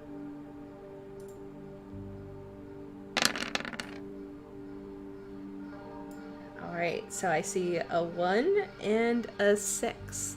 Anything you want to do about the 1? You totally don't have to. Just want to always ask. No, it's okay. Okay. So our dice pool goes down to 7. And V goes over there, makes, some hand motions, and the kitten perks up a little bit and kind of saunters on over to you cautiously and, like, stretching from afar, nuzzles its face a little bit into your hands, and then scampers off. Oh my God, you're so lucky. That was worth it. Less. I'm chosen now.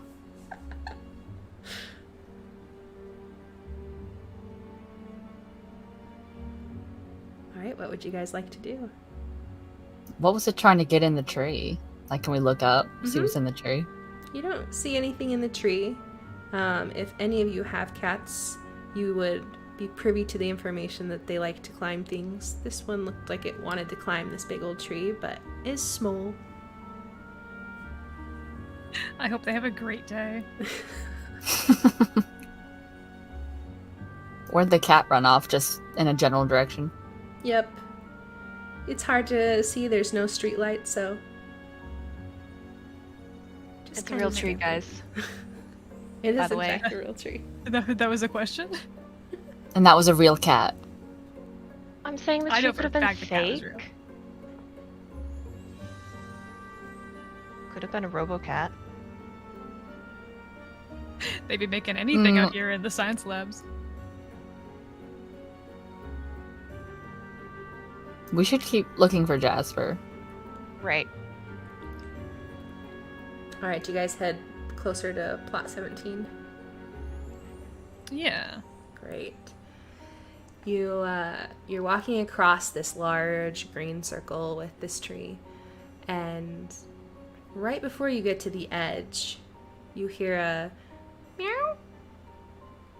And as you turn to look behind you at this tree, you see the same little kitten sitting comfortably on one of its branches, about 50 feet in the air. Little man. Okay, wow. you You get up are there? so tall. Is it stuck? Nope, it's just watching you.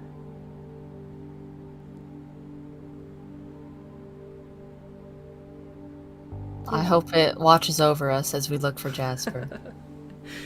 All right, so you are heading to plot 17. Easy to see because all of the houses are labeled. What you see before you is the same house that you've been seeing everywhere. It's kind of generic. There's a front door. It looks like it's 2 stories. Got some windows on it. From what you saw from the back sides of the houses, they also have a back door. And you step up near the front of the one that says 17 on it. What would you like to do? Should we should we knock or? Why wouldn't we? I mean, nobody stopped us thus far. So maybe visitors are okay. Or maybe not. I'm sure it's fine. We should knock. V, ladies first. Alright, I'll knock. I step up to the door, knock a couple times. All right, on your way to the front door, you get stopped.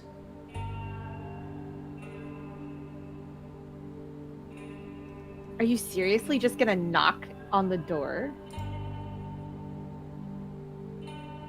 Yeah, hello? I spin around. Where's the voice coming from? You see from the neighboring house someone who is walking towards you in a fashion that makes you think that they don't want to be seen, and they're so confused as to why you are casually just walking around the entire neighborhood like you're okay to be there. And a very confused look in their eye. And can we get an introduction to Alayna, please? Yeah, so the girl that you see walking towards you is fairly confident, although very confused seeing you there. She has been around in this town since she was born, so she kind of knows what the up and up is and who should be there and who shouldn't be. Seeing you guys approach, she went out into the yard to see what you would do as you were coming toward her house. And now she's ready to confront you since you're at Jasper's. Thank you. Well, I confront her back, like, what's wrong with knocking on the door? That's what normal people do. Who are you guys? Who are you? I live here. I think I can ask the questions. Who are you and why are you here? I'm gonna pretend like hostility is not a thing, and I will extend a hand to her in the hopes that she takes it. She kind of like glances over and like looks at it a second, and more confusion passes her face. Do you guys have names? He puts his hand back into his hoodie pockets, a little embarrassed that it got completely avoided. Seline Kelly. I'm Taylor. You can just call me V. Alayna, Allie. These voices sound, or these names are vaguely familiar. And what are you doing here? Visiting? Visiting who?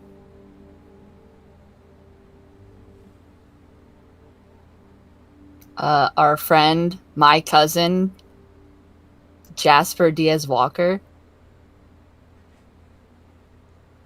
She kind of pauses and she notices the map, but then she's like, okay. And how do you know? You said your cousin? Yeah, he's my cousin. That's my family.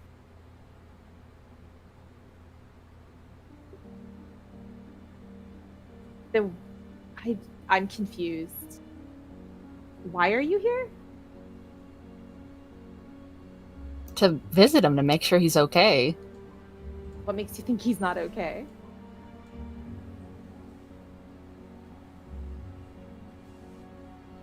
We're here to visit. You visit friends. I don't mean to be that guy. I'm catching like some vibes off of you. Is everything good? Yeah, everything's fine, obviously. I just wanted to know why there are 3 strangers walking up to my best friend's house. I'm sorry, you're what? Your best friend? Mm-hmm. Best friend. It's just a little suspicious that you would show up now. Why now?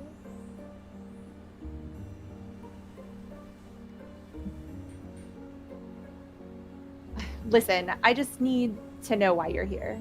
It's a little odd. We don't get, like, visitors very often here. Seline kind of looks over his shoulder at Taylor like, you getting a load of this shit? You getting a load of this shit? Please, like, I don't know what's going on. Mm-hmm. Victoria's immediately sketched out. And just wants to be hostile to match hostility. I fully endorse it, bro. Well, how long have you known Jasper? Since he moved here.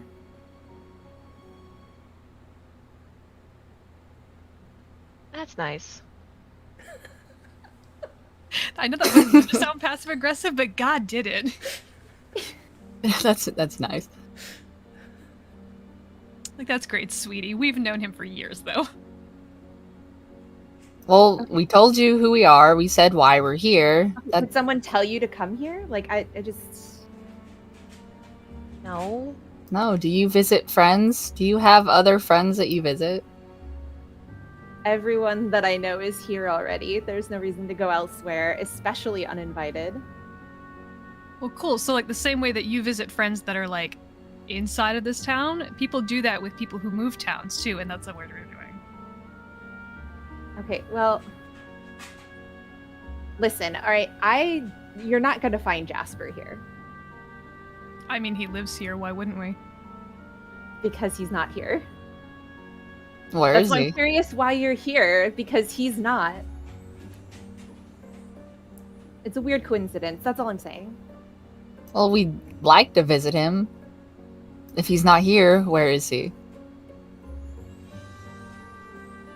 I mean, I don't really know where he is, but he's definitely not here. I mean, I have an idea of where he is, but he's not here.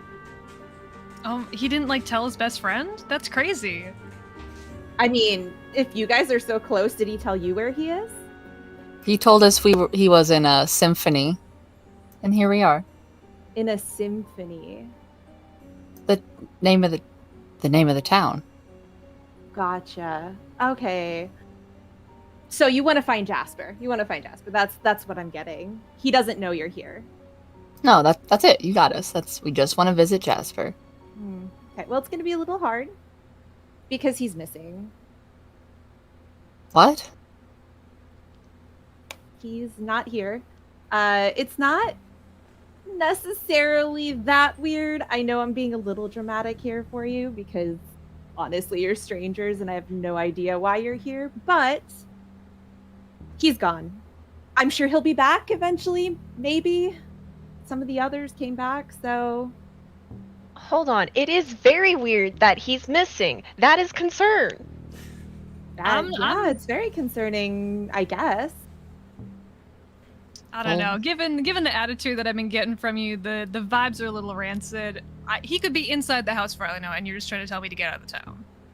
Well, knocking on the door isn't really going to help you. If his mother answers, and that's a big if, she's not going to tell you anything anyway. Well, how long have you been here? Since I was born. And people normally go missing.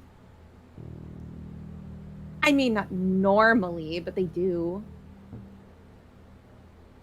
Who lived here before him?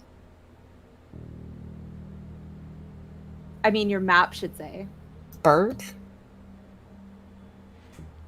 Did you know them? Yeah, they were kind of boring, to be honest. Did they go missing? Jasper's a lot more fun. Did they go missing? No, they just moved. They moved out? No, they moved down the street. They made room for Jasper and his family.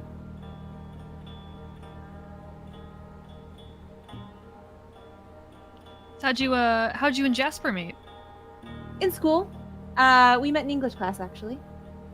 And we got really close really quickly. I mean, I don't know if he even missed you guys, to be honest, because I'm kind of an amazing person. Taylor squints. I clutch my chest. The audacity. I mean, She kind if of you laughs a little bit, and she's just like, listen, okay. Your names are kind of familiar to me. I'm assuming you're the friends he talked about. So I'm confused why you're here, like how you decided to show up, especially now when he's gone. But I'm trying to find him too. So if you could help me find him, that would be kind of awesome. Because I can't really do that alone. Alternatively, you can help us find him. You seem like a stellar teammate, man. 10 stars. I mean, whatever works for you. I can help you get in the house. Unless you'd like to try yourself, maybe knock on the door or something. I'm sure it'll go really well. What Are is you your gonna break alternative, in? breaking in? How dare you? Listen, it's a little dramatic. It's not breaking in. I just know how to get in the house, okay? What? I'm tempted to ask why you know how to break into our friend's house. Because we're friends and he showed me how. Does he need to do that often? Listen, I'm not getting into the details of our friendship with you because you all are clearly very, very defensive, but you're the ones that are invading the town right now. So I'm gonna go around to the back. If you'd like to get into the house, I'm more than happy to assist you doing that. You can see Jasper's not there. Have a good look around, maybe. Otherwise, I'll just do it myself. And I just turn and walk behind the house. Turn to be like, oh my god, I've never thrown a punch before. It might start today. I might do it today. No, not today. It's not worth it. Give her a little bit. You can punch her later. It would be so easy. No, just wait. Just wait. Do we have to? I mean, What if she's right, setting us up? I mean, if she breaks into the house herself and gets in trouble, that's really none of my business. We should just knock. And if she's so awesome, she can open the door for us. And you know his mom, like your aunt or whatever, like she wouldn't be mad at you, would she? No. Yeah, so we're like, I mean, we didn't we're talk golden. a lot, but But she'll she recognize knows you. me. Yeah, it'll be It's fine. not like we're trying to. We wouldn't be breaking and entering for sure. Right. All right, you see Allie marching off towards the back of the house. What do the three of you do? Give a little toodles of my fingers. Bye, queen. I say we knock. I mean, I'm down for it. Sure. So I walk up to the house and try to knock again. All right, give me a roll. Was it 7? Mm-hmm.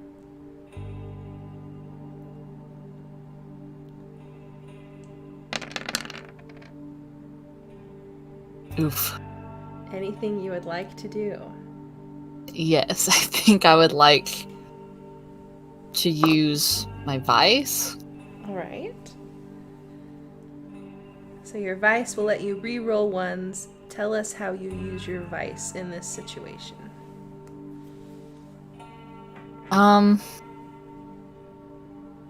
maybe she starts to think about her interaction with Alayna a little bit. Like, maybe she shouldn't have been immediately hostile. Even though it wasn't her fault. Maybe if she played it cool, they could have got something from it. That works for me. You can re-roll the 1, so 2 of those d6.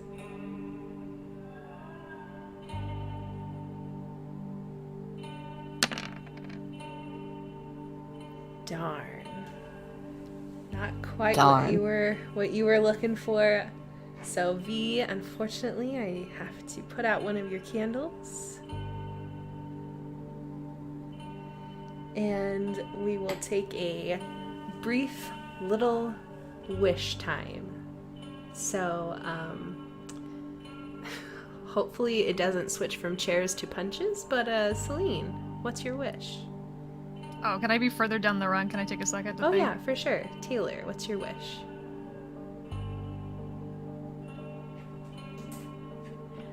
I wish that Alayna is actually on our side. Can I wish for that? Sure. V, what's your wish? I wish for something to prove that, I don't know, we come in peace.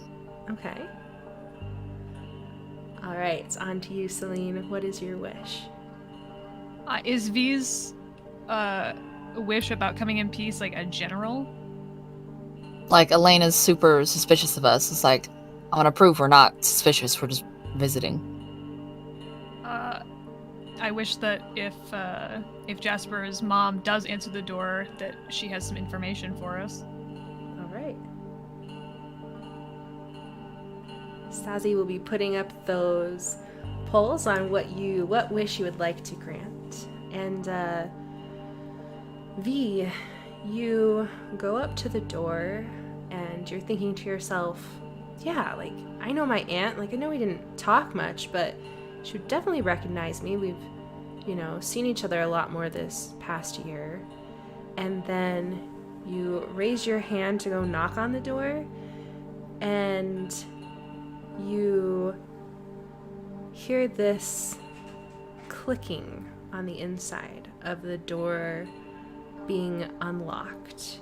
So you wait, something tells you to wait, and the door is quietly opened, and you see Allie on the inside, hand on her hip, looking at you, eyebrows up with that "you were actually gonna knock, weren't you?" look on her face. No. I was dusting the door for fingerprints. Right. Yeah, no, that's fine. I wasn't even going to ask that. I was just going to say how slow you guys are. It's fine. Come on. And she turns and walks up the steps. The house is open. I roll my eyes, look at the others, and follow Alayna.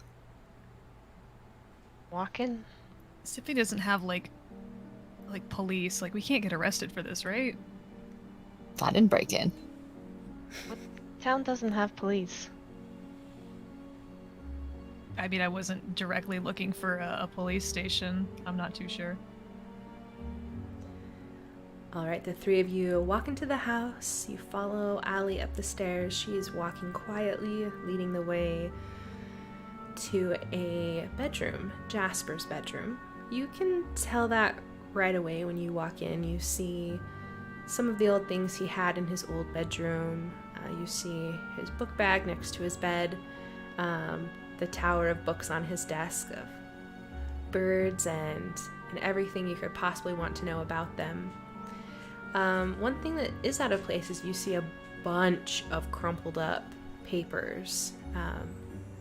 Like, they're all in the wastebasket and it's overflowing outside of the wastebasket. Can I grab one of the crumpled papers? Sure.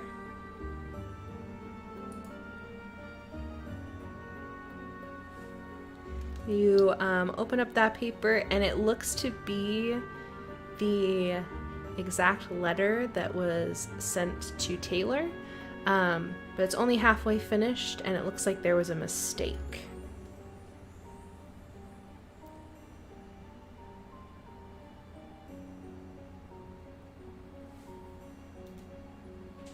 What was different about it? Just like a mistake in the the coding, or? Yeah, it looks like he was writing those coded messages and forgot to leave out a letter where it should have been left out. So there's a big scratch through it, and then it was crumpled up. What about one of the other papers? I'm just kind of filtering through them, honestly. Sure, you pick out a random sampling, and it looks like they are all some variation of these letters that he wrote to you all. You can gather that he pretty painstakingly wrote those letters and made them 100% right before he sent them out to you. Can I look around? Like, he said locker combo in the letter. Like, is there a little lockbox or something? If I just look under his bed, look under places. Sure. Give me a roll and let's see what you find. There's 7 dice in this pool.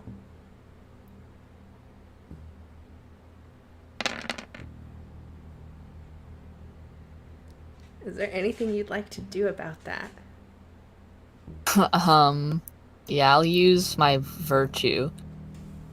All right, tell us how you used your virtue in this moment, and then you can re-roll the ones. Well, she'd have to be pretty lucky to find something, so she kind of grabs her little alien keychain, kind of whispers to her like, "Come on, we gotta find something. Give me your lucky power." All right, you can re-roll 3d6.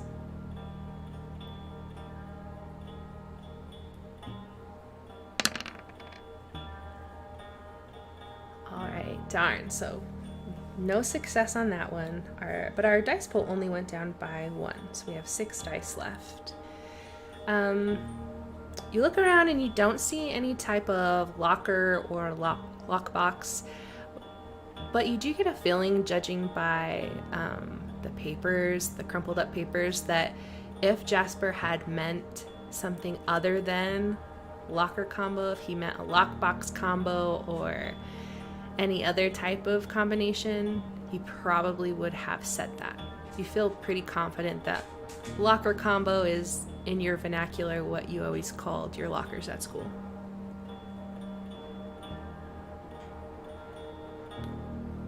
What is Taylor doing right now? Because I would like to get her opinion on something, but I want to talk about it to her first. Taylor's kind of like looking at the desk, looking at the bookshelf.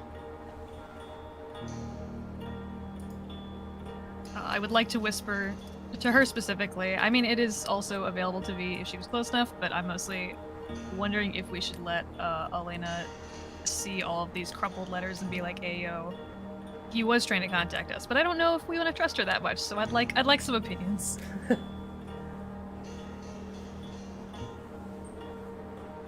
Well, I don't know, but on the flip side, she didn't call the cops on us. On the other flip side, she's also kind of rude to us. I mean, we could kind of use this if we need a locker combo. She said that she went to his school. Yeah, might help. She might be our way in. As I don't know you're where this goes. finishing up this very soft conversation, you hear some motion from somewhere else in the house, and before you can do much, the door swings open and you see Mrs. Diaz-Walker in her night robe. Her hair is a little bit scattered, but her eyes are blue and misty, and she looks into the room without looking at anyone in particular, and you hear her say, "Jasper, are you all right, dear?" She pauses for a second, cocks her head and says, "Son, it was just a bad dream. Go back to sleep." and she turns around, and as she's closing the door behind her, you see her hair part, and these 3 eyes open up on the back of her head that look around and look right at you. Selena's had to clasp an entire hand over his mouth to not scream. Taylor is gonna have Seline. Victoria kind of, I don't know, gasps.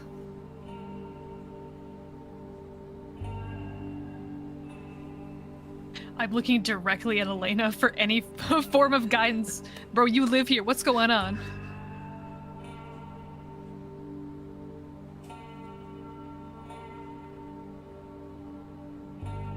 Is his mom walking out of the room, or is she just standing there? She is walking out of the room, and the eyes in the back of her head have opened up, but you do notice that those are not blue and misty, and those seem to be looking directly at you. I watched Jurassic Park. I know that I should not move.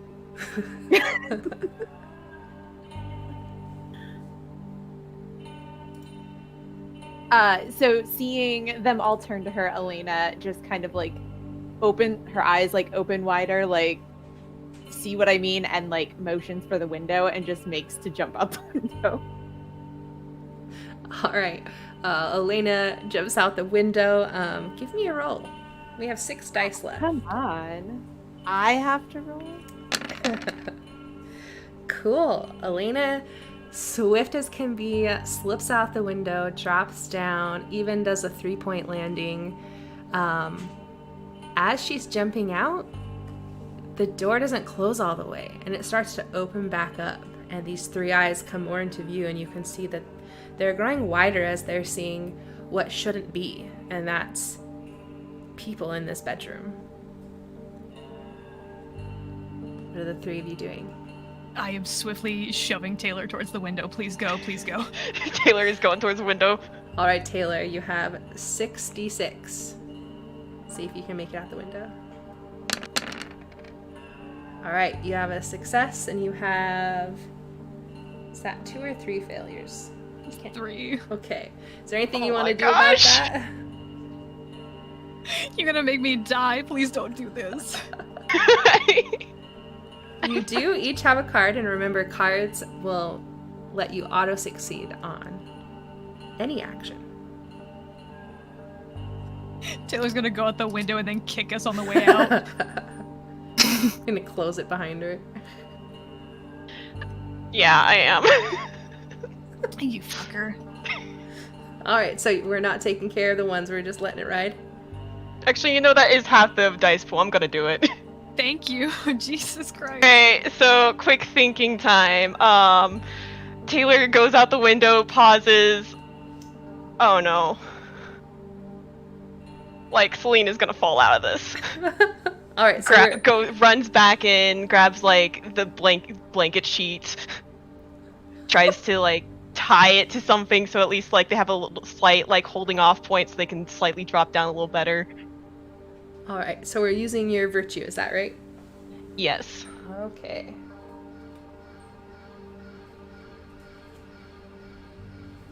Alright, you can re-roll those ones.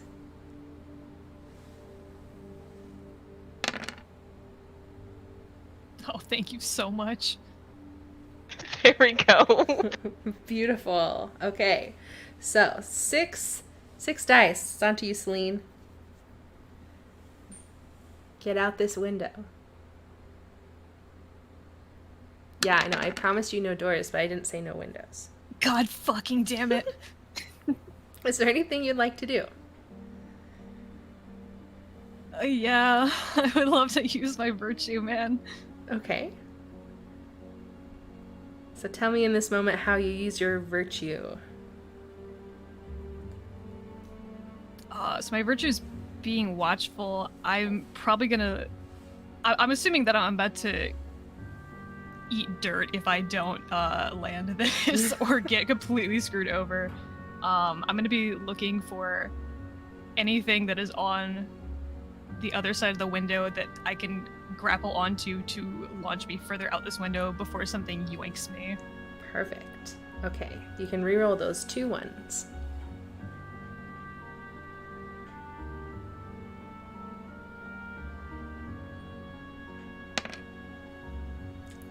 Wonderful. All right, so for a split second, you're just going to hop out the window. Your watchful eye catches how dangerous that could be, and you are able to carefully yet quickly maneuver yourself down. That leaves you, V. You are staring at the back of your aunt's head as it suddenly has eyes that are watching you, and she starts walking towards you, but backwards. Bro, just jump, I'll catch you, it's okay. And real quick, would I lose a candle since I failed the lockbox thing? You know, since I didn't catch it, you are fine. Okay. Hard bail towards the window. All right, we have 6 dice in the pool. Or you could spend a card and just automatically ace it. No, I'll roll. So 6. Mm-hmm.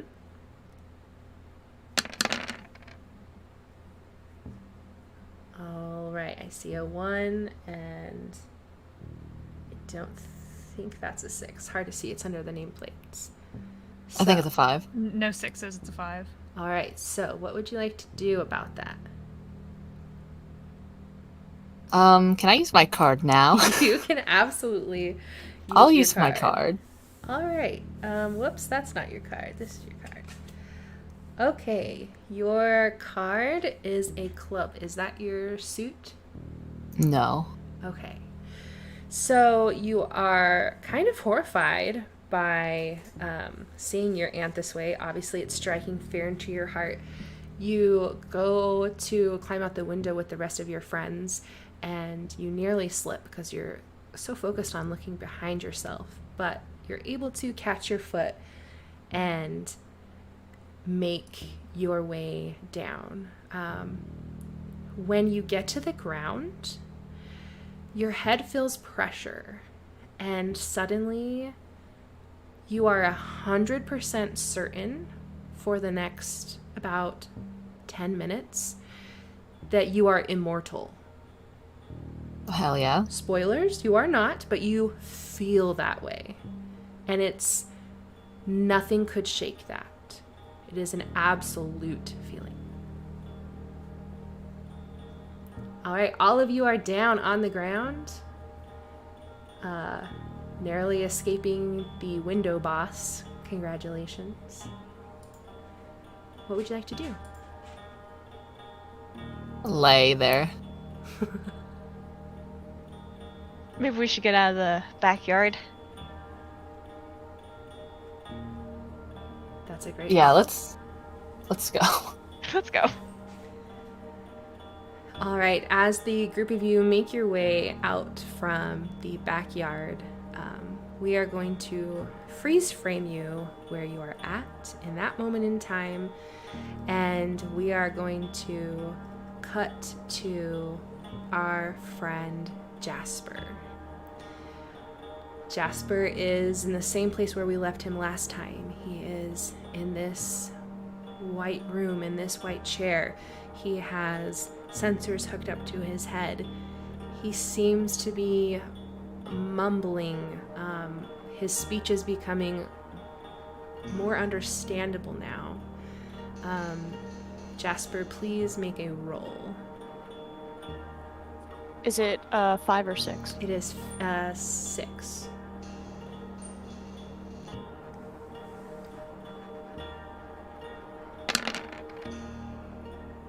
Oh.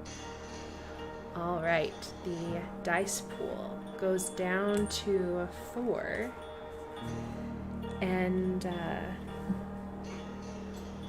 so does our candle count. Well, our candle goes down 1 count. Jasper, you see yourself sitting on the sidewalk, surrounded by chalk. The same thing again.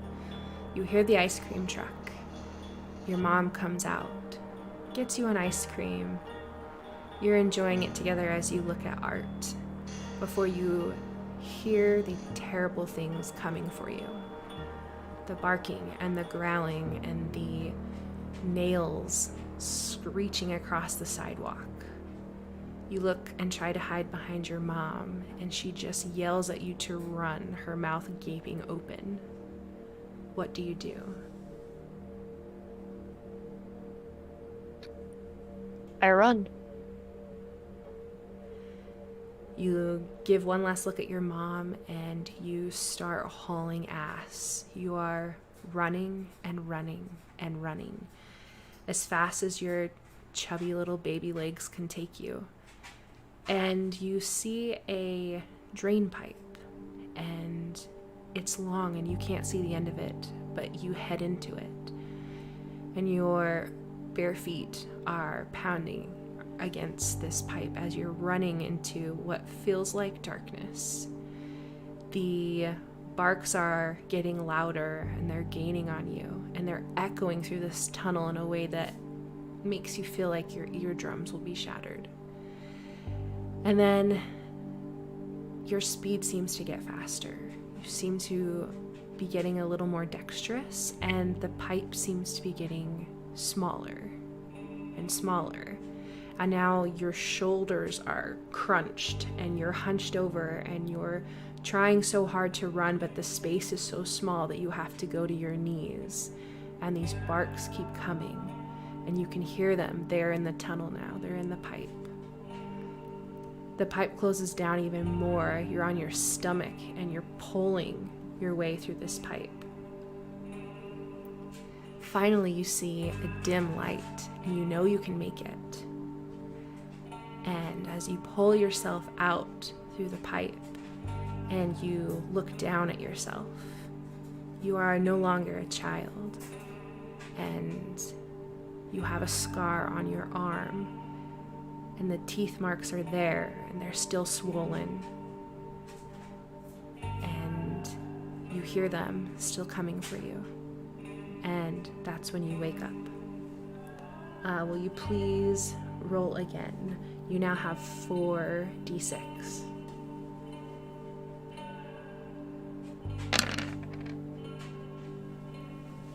All right. Another candle goes out. All right, my friends, and that is where we are going to take a little break and go on to chapter 4.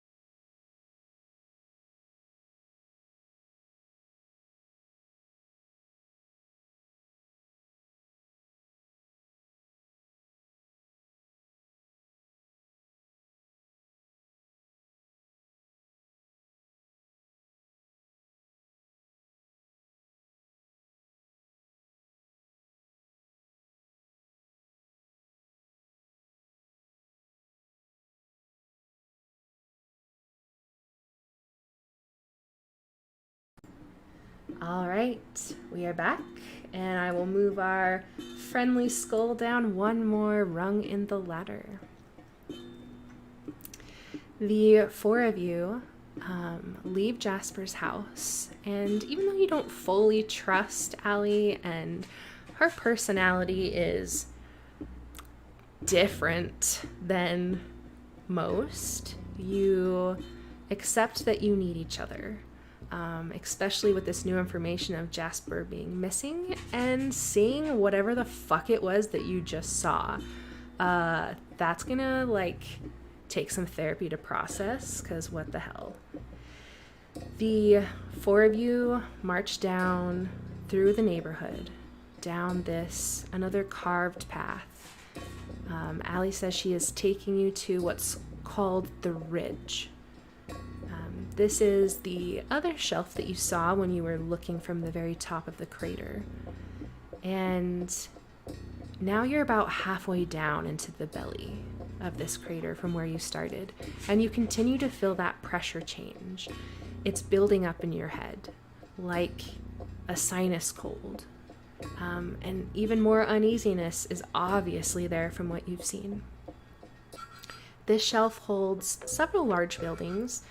Allie points out one as a community greenhouse, which is where the genetically modified plants that are created come to grow once they are okayed. She also notes that the town was really excited to have the Diaz-Walkers moving in, because that's what Jasper's dad specializes in, is genetics and genetic mutations, and that was great for them. There's only one school in Sympathy. Children of all ages attend it, and there are no grades. Subjects are taught, and then you are placed depending on where your current knowledge and skill levels are. So it's entirely normal to be in a class sitting next to someone who is either much older or much younger than yourself. Allie's just kind of freely offering up this information, not necessarily in a super friendly way, but just in the way that she knows a lot of facts about this town that you don't. She also tells you that Principal Wellington runs a tight ship, but it's not all that bad. And before you see a building, and what Allie tells you is the school. What would you like to do? Oh, well, first, we need to talk about what we saw. I also forgot that the chat deemed Taylor as getting another card. So, Taylor, you suddenly feel like you can get out of some tight spots. Alright, sorry friends, go ahead. Yeah, I feel like we need to address the elephant in the room. What the fuck just happened back there? Genetics? I don't know. What do you mean you don't know? I warned know? you guys not to make noise, like knocking on the door, and you didn't listen, apparently. That's not what we're talking about. We're talking about, I know mothers have eyes on the back of their heads, but not literally.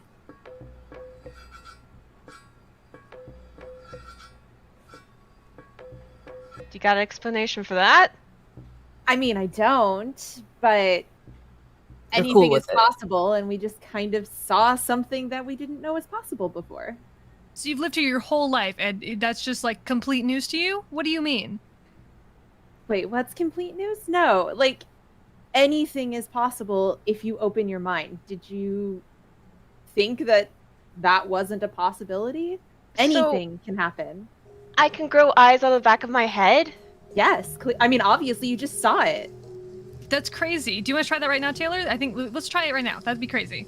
Okay, yeah, sure. Hold on. I'm thinking real hard. I'm keeping my mind open. That's crazy. Seline, like, walks to the back of her, like, no, I'm not seeing anything now. Allie just kind of sighs and then is like, you guys are the ones from the letters, aren't you? Yes. Got it. That's not normal, what Jasper's mom has, but again, like, weird things happen and can happen, and unfortunately her seeing us is not a good thing. Well, her regular eyes were, like, clouded over. Is that normal? No, I don't have an explanation. It's new to me too, but I mean, there's not really anything we can do about that right now. So, just really quickly, just to clear things up for me, you did or did not know about whatever the hell that was? I mean, I haven't really seen her in a very long time. It wasn't the first time I was in his room looking for clues. I mean, I really want... I really wanted to find him, okay? And I knew he wasn't there, and I knew things get weird when people disappear, but I don't know. We just need to find him. And I don't really have any clues outside of knowing that he's likely, in the facility, and I can't get in there alone. So, listen, I'm trying to help you guys so you can help me, okay? Who else has disappeared? I mean, there's other kids that have disappeared. You got to be careful about what you talk about around here. Did he talk about something?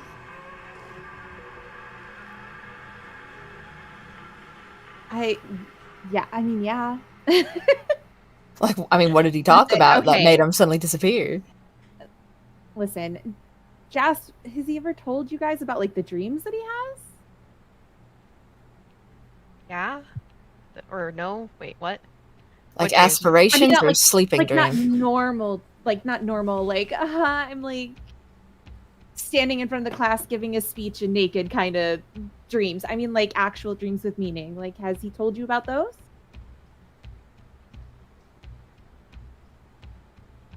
Obviously not. I mean, that's good.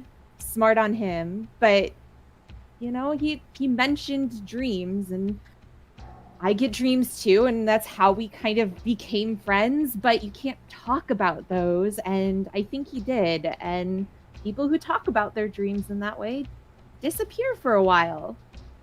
Like I said, they come back eventually, some of them, and I'm hoping Jasper does, but I'd much rather find him sooner than hope that he does. Well, how long have you had dreams? He would have told us if he was having dreams. It must have happened when he moved here. I mean, are you sure he would have told you? I'm like 100%. Victoria's kind of glancing off to the side.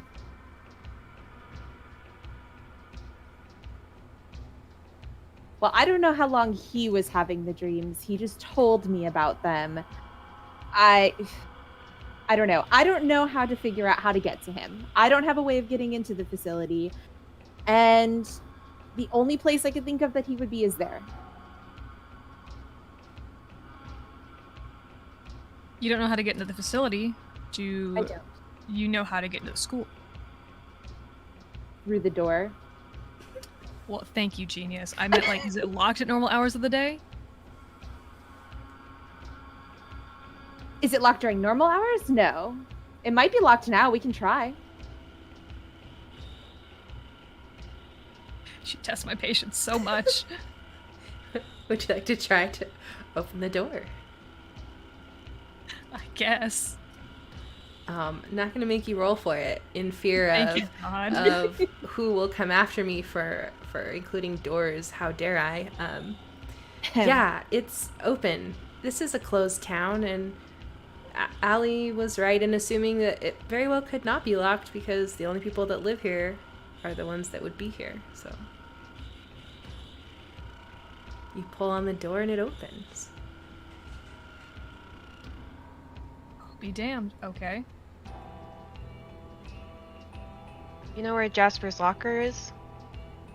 Do I know where Jasper's locker is? Of course I know where Jasper's locker is. Why? Oh, but Taylor, that was such a stupid question for his best friend. Right. I gotta think harder. You gotta open your mind, as it were. Moving on from that. We'd like to see it. I mean, I can take you to it. And she starts walking in a direction. But it's not going to do much good. They're all actually locked. Oh, and you, the best friend, don't know the combo? As his best friend, you should know how to get into his locker. You share locker combinations as best friends. You don't managed to get share into his locker house. combinations when we can just slip notes in the slots in the metal. I mean, you know how to get into his house, but you don't know how to get into his locker? It's kind of sus. Yeah, because sometimes we want to hang out and his mom doesn't want to let us. So I sneak in the house. All right, Anyway. Allie leads you forward into a bank of lockers and points out which one is his.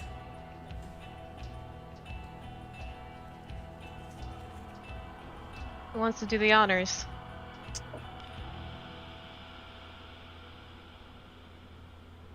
I'll do it, sure.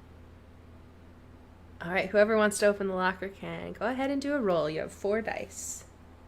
Oh boy. Oh.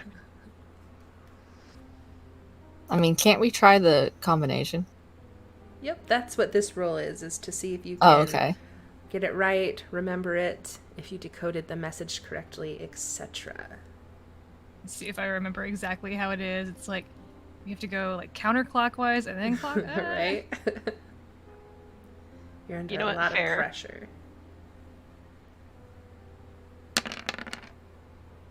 Let's go. Wonderful. You do have 1-1. Is there anything you'd like to do about that? Are you okay with letting that one go?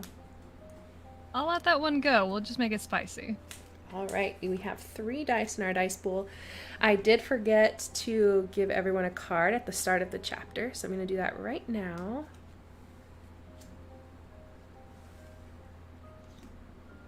And sorry, Allie, you don't get cards.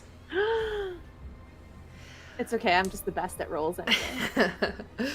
All right, so you do the locker combo, you get it right, you are like congratulating yourself on looking really slick in front of Allie, who has brought the sass and all the friendship questions on. You open it up, and there are some books in there, and hiding underneath kind of a slanted row of books is a recorder. Not a music recorder, like a audio recorder. Just for like a cassette player? Yeah, like a small handheld thing that you use to record your voice or notes or anything like that.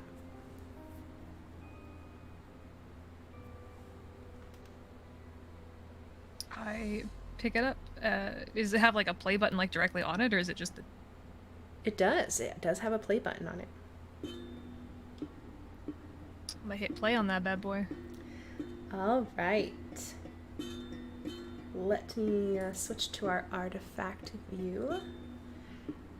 And I'll play on roll 20 what y'all hear. Once I press the right buttons.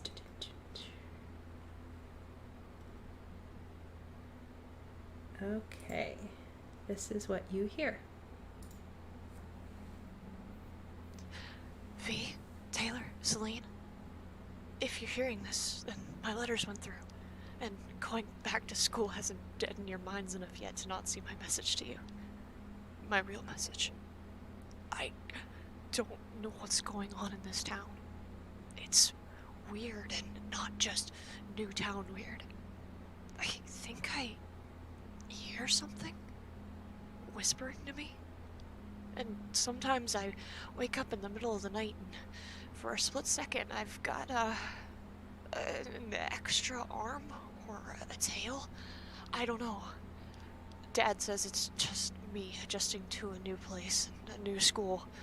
I wrote about my dreams in English. We had to get up and share in front of the class. The teacher immediately sent me to the school nurse to lie down, which didn't help. But then this girl from my class, Allie, came up to me a few days later and said she gets them too. She's the only one I can trust right now. I told her you might be coming. Shit, I gotta go. All right, that is what you hear.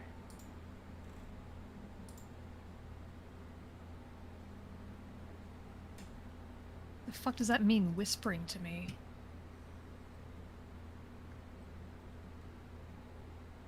Wait, he told you we were coming? I had to be sure who you were.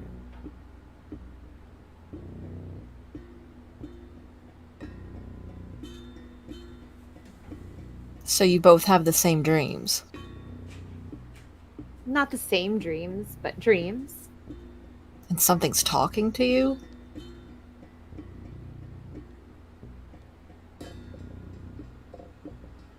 I don't really have much to say on that, to be honest. I mean, Jasper obviously did. What do you know that we don't?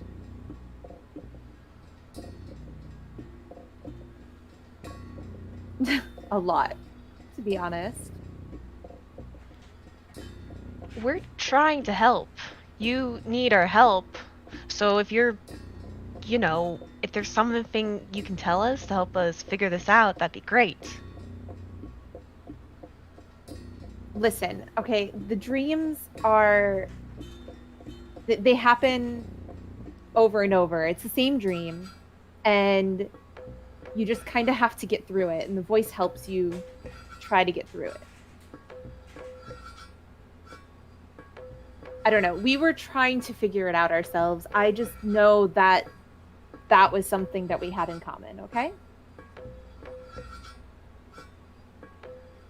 How long have you been, experiencing them?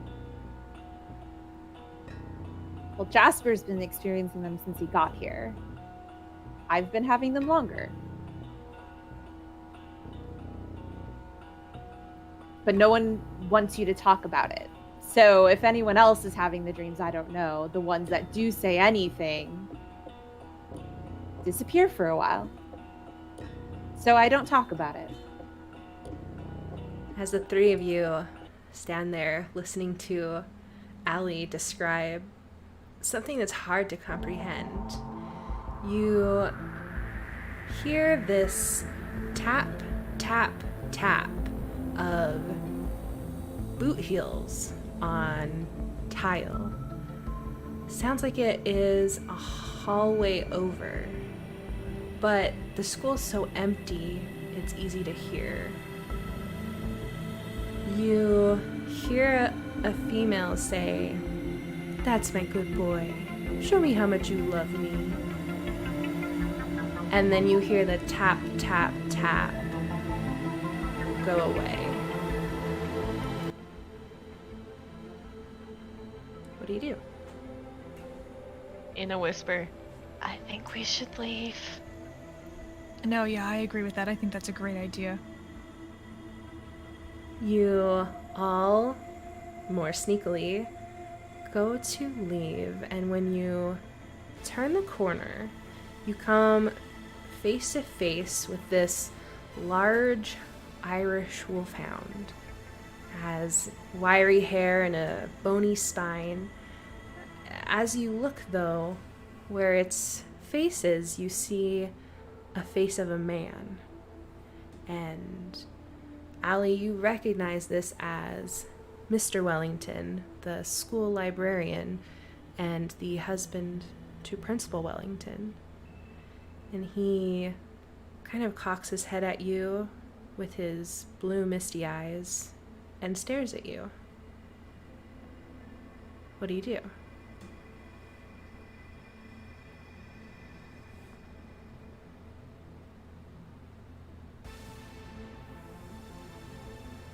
Allie panics a little bit and is just like, oh shit, oh shit, oh shit, oh shit. And turns to run. Alright, what are the three of you doing? If Allie's running, I'm running. If that's weird to her, that's weird to me. If they're running, Taylor's running. Seline? Oh no, yeah, I'm in full agreement. Don't you worry. Alright, as you turn to run, the dog, the man, looks at you and says, "Bad, bad, bad dogs, bad!" and starts galloping away on all fours, howling. So we're gonna do a roll to see if you make it to the doors in time. You have 3 dice left. Who wants to go first? Can I use a card? Absolutely. Was that you, Taylor? Yeah. All right, Taylor is going to use a card. What about the rest of you? I'm gonna rely on God, I guess. Are you gonna roll? Sure, I'll do it. All right, you have 3 dice. Come on, Gary needs a new pair of shoes. Oh my god. Is there anything you would like to do to help your situation? What are my options right now? Hang on. Well, you can't burn anything because you didn't roll a 1, so you either take the L or you use a card to automatically succeed. I'll take the L. I'll take the L this time. All right. We have Seline taking an L, which brings them down to 1 candle left. Victoria, what are you doing? I'll roll. All right, you have 3 dice.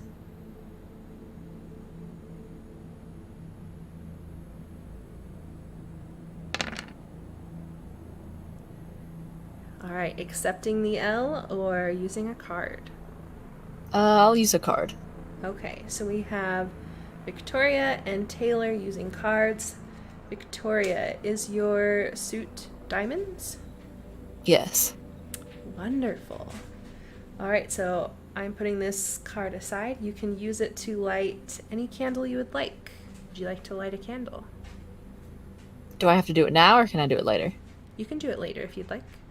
I'll do it later. All right. And Taylor, is your suit hearts? Nope. Okay. So we have Victoria and Taylor safe at the door. Seline tripping on a shoelace. Allie, what are you going to do? It looks like you have to roll because you don't have cards. I'm going to use one of Taylor's cards.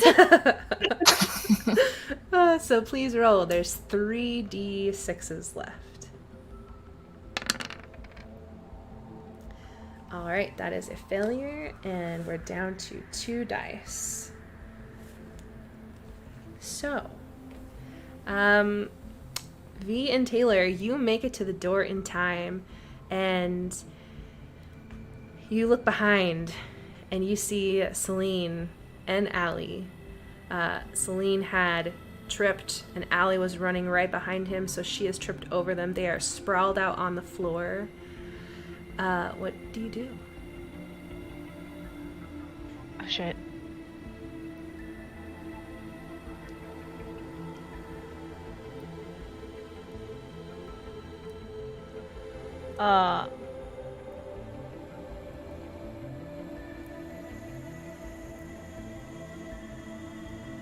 You want to go back for them, or you want to leave them? I'll go back for them for sure. So are we outside the school? You are inside, and you and V are at the front door. The other 2 are probably 30 feet away. Is there a... Okay. Taylor's going back for them. All right, what about you, V? Yeah, we can go back for them. All right. The 2 of you head back to your fellow friends, question mark, that have fallen down and trying to help them up when you hear the tip-taps of heels coming down the hallway. And you see the principal, Wellington, with blue misty eyes, reach her hand out to you, and she says, "This is why we don't run in the hallways." And suddenly, you find yourself moving in extremely slow motion. What do you want to do?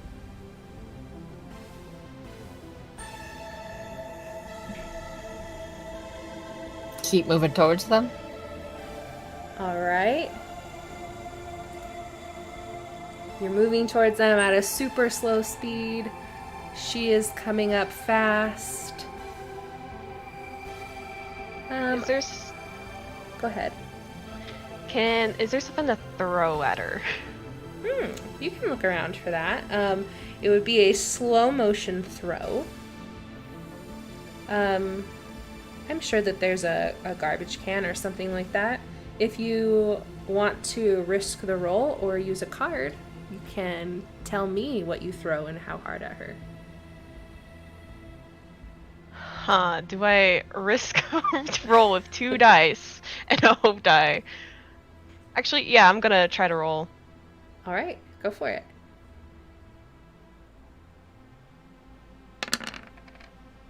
Wonderful. Wow. All right. We keep the 2 dice. Taylor, you see your friends around you and you suddenly realize, wow, we are so not safe. We are not safe. We are not safe. And that seems to break you out of this slow motion paralysis. And you reach down and grab this nearby trash can, and with all of your might, you just chuck it at her. And it's more strength than you felt like has ever been in your body before, but hey, adrenaline does that, right? And it hits her and she falls to the ground, and suddenly your friends can move at their normal speed. Nice job. What do you guys do? I would like to scramble off of the floor, please. All right. The 4 of you helping each other, picking up everything.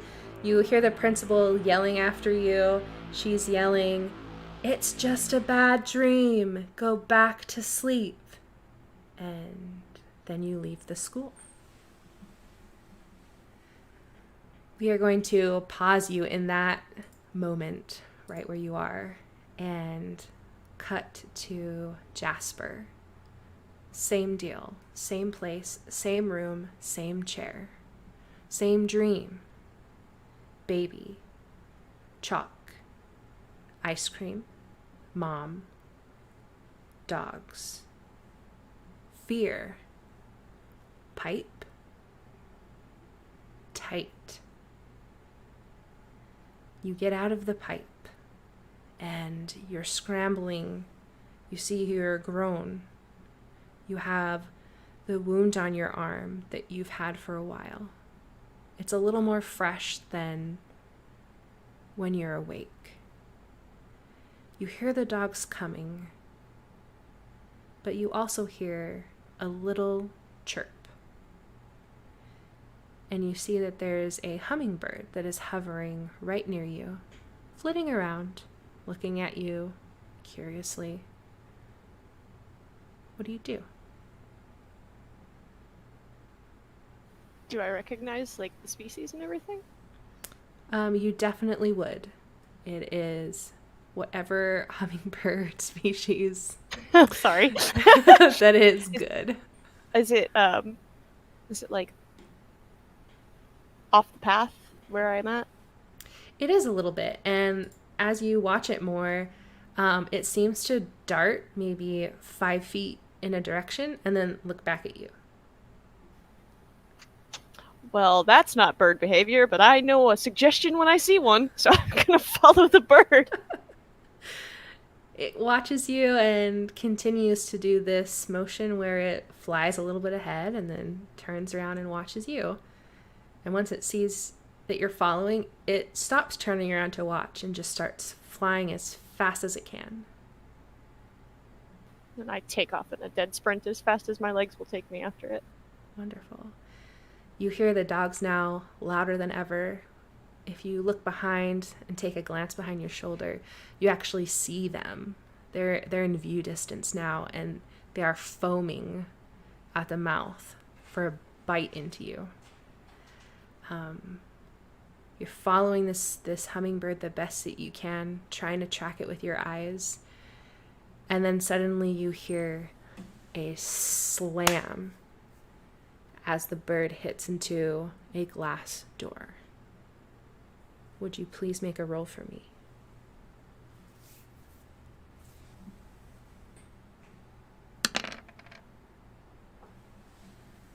All right, our dice pool is down to 1.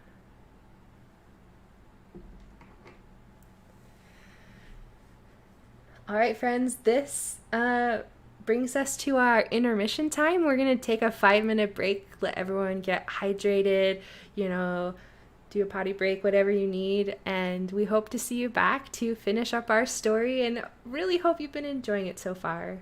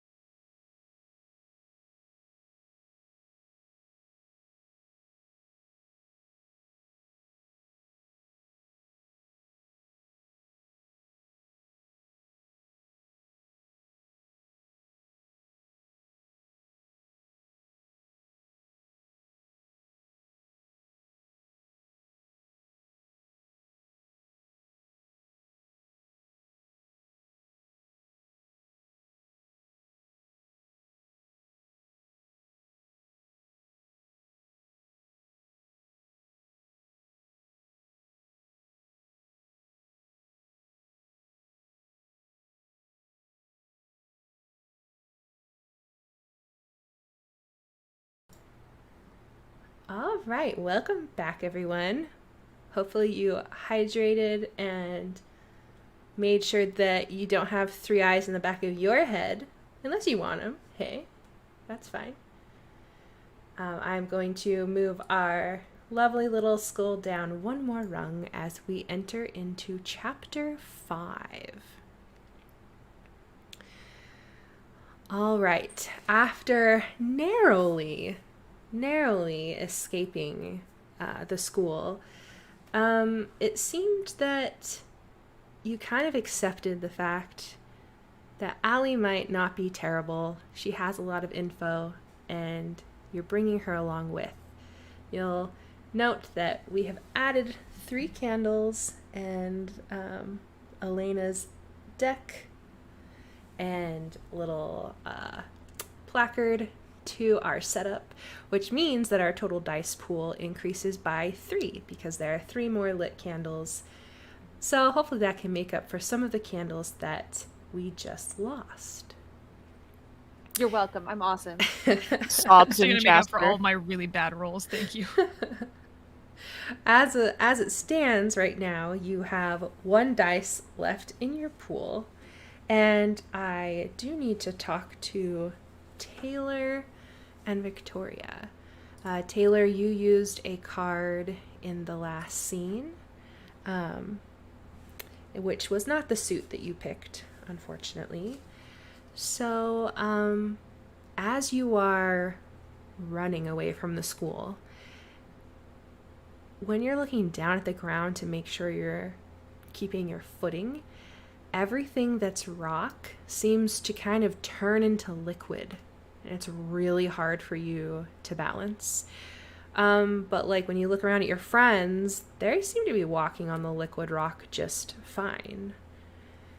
And V, you also used a card, and it happened to be your suit, correct? Yes. So you get to keep that card. Also, you, the next time that you go to make a decision, any decision, you simply can't. You don't have the capacity to make that decision, just for future reference. Okay. Okay. So here we are, the 4 of you. You are running away from the school. Allie calls over to you and points towards another carved out ramp that seems to lead even deeper into this crater. She talked earlier about saying that she thought Jasper was in something called the facility. At this point, you've seen so much weird shit, you're just like, okay, let's just follow the girl who maybe knows.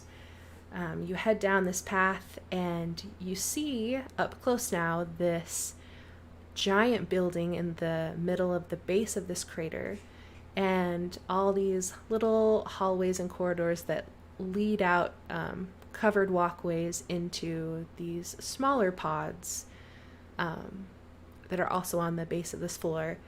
And Allie turns to you and lets you know that this is called the facility. What do you want to do?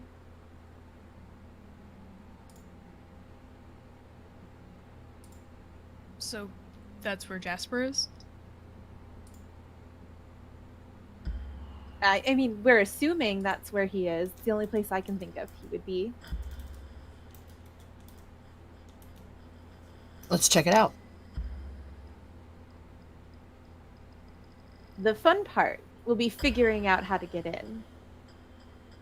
Do you work here? Do you have the ability to get the door open? You know we don't. Seline, you were the one who grabbed the recorder from Jasper's locker. I did.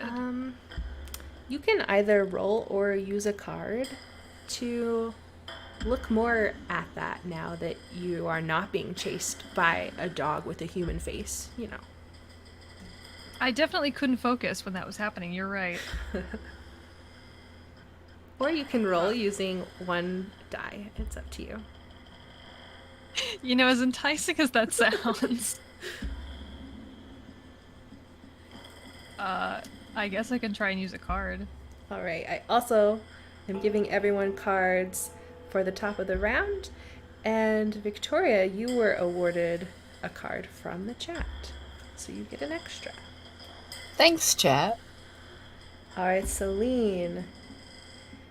Is the club your suit? Yes, ma'am, it is. Nice. Okay, so you have the ability to relight a candle at any point in the game. As you look at this recorder, it seems a little thicker than usual.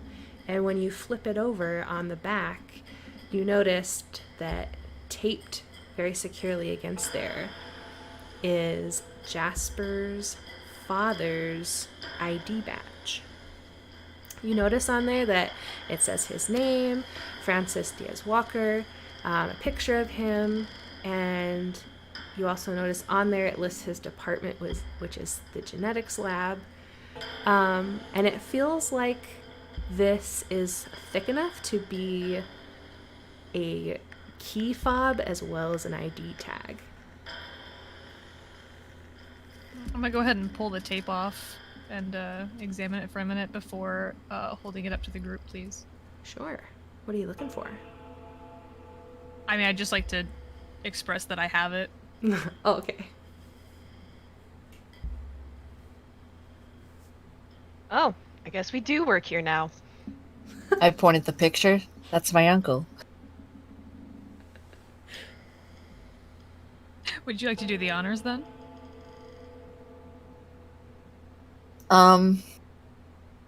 Yes. I didn't like the hesitance in your voice. YOLO. Believe it or not, I'm not going to make you roll to use a key card, so it's easy enough for you to find the genetics pod. They are all labeled on the outside. You go ahead and swipe the ID card in front of the ID reader, and the door opens.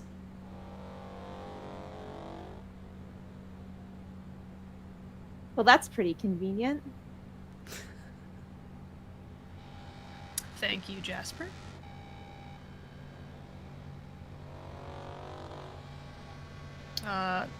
Screw it. I will walk in first if no one else does. Awesome. I follow. Roll to walk in. No, I'm just kidding. You don't need I to. was about to say, Leigha, please.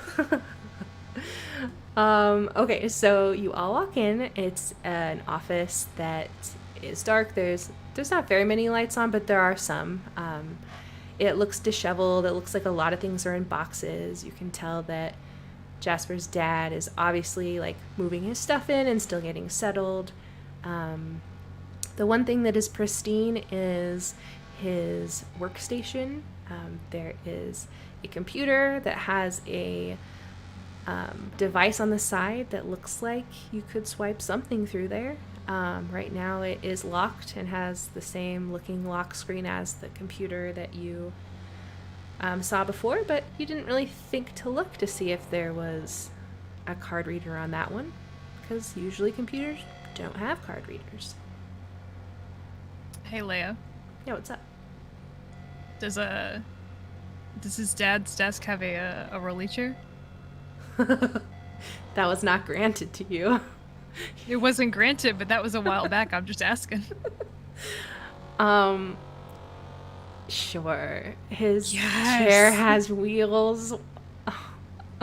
Just because I love you guys. Oh, you have no idea how happy that makes me. I With would the like calm before the storm. I would like to take a nice little jogging start to that chair and slide into that bad boy before trying to mess with this key card on that computer. You've just made it so that the next campaign will have a cursed rolly chair. You're welcome. All right, you play with the rolly chair. It is 100% fun.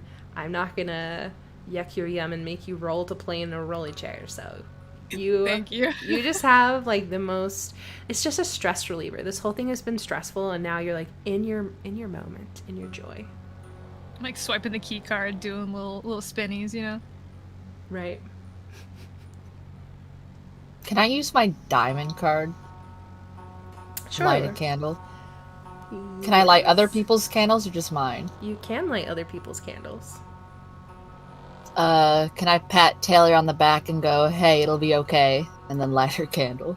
You absolutely can.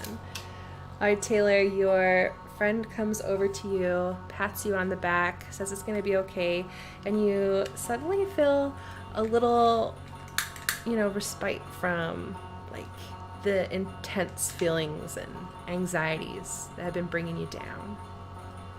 Oh, wow, that doesn't want to light. We'll try this one. Her shoulders relax. There we go. All right. All right, what do you guys want to do? Let's swipe this bad boy on the computer. So you swipe it, the screen lights up. Super organized desktop. You can tell that probably a few people use it, or things are still getting reorganized because Francis has put the prefix Francis on all of his files, and there are some other files that look more disorganized that still are not, how do I want to say this with words that work? They look like he's going through and maybe deleting and cleaning out some stuff to make space for himself, but hasn't finished the job all of the way. And that includes seeing a folder on there that just says logs. Would like to double click. All right. You double click and you start to hear something in a second when I pull that up. Hold on, friends.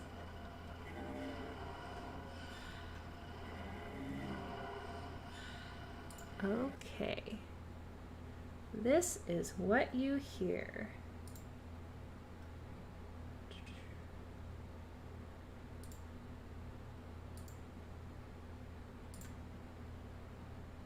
Logbook for Lawrence Hills. Log 163. The ore seems stable, yet it is unlike any of the other geological compositions around it. We tried taking readings, but there are none. And I don't mean they are nominal. I mean there are no readings. Air ion counter? Blank screen. TDS meter? Blank screen. I don't... Gah! My head! Okay, what do we know? We know our tools are That's useless. Cindy's kid. Say next to go to the next log. Who's Cindy? It's a nice old lady on the bus. Larry? Yeah.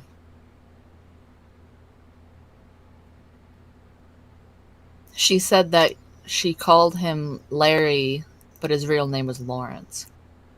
Well, Lawrence is my dad, so there's not any possibility that you know someone named Cindy who's referencing my dad. As like a grandparent?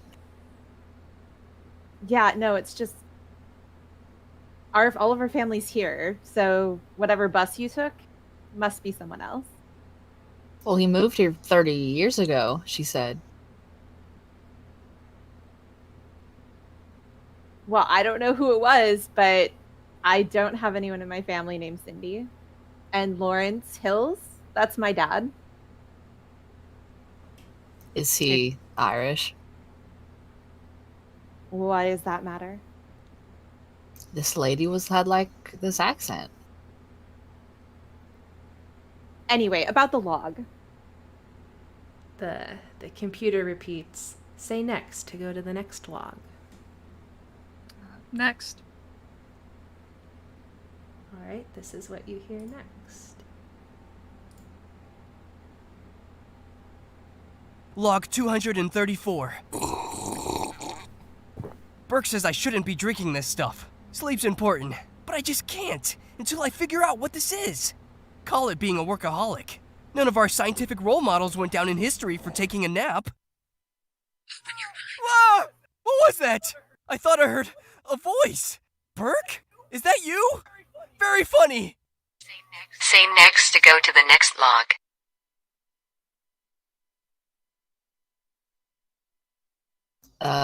Next.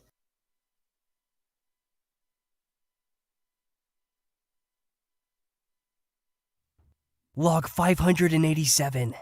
Anything is possible if you can imagine it. Open your mind.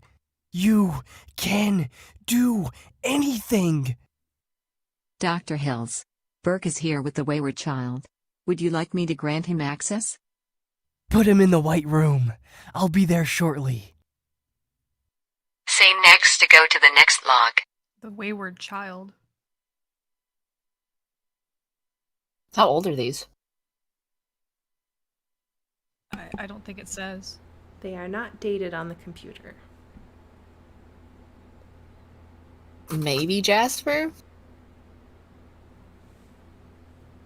What is the White Room?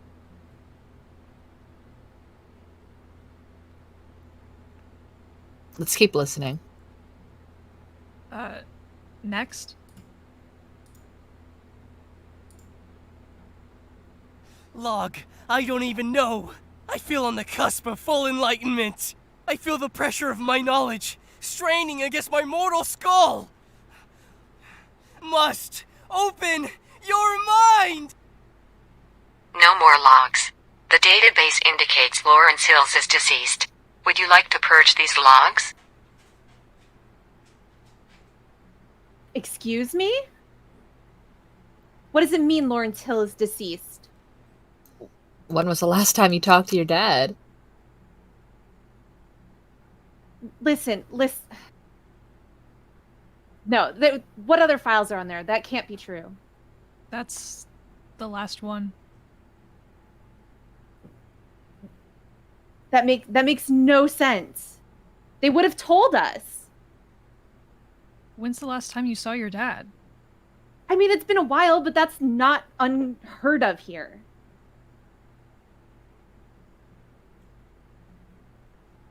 Listen, when people come and work in the facility, sometimes you get a lot that's going on, and you just, you have long days or weeks or months or whatever, but they would have told us if he was dead. Well, let's just keep looking. Let's just relax. Let's keep looking around. Oh, relax. Yeah, that's Relax. rich. Very rich. Do you want to sit down? I got a really nice rolly chair. We can like trade out. She just kind of glares at her. Sorry. Trying to be nice. The rolly chairs are really cool. If you want to sit down in it, I'll share. It's fine.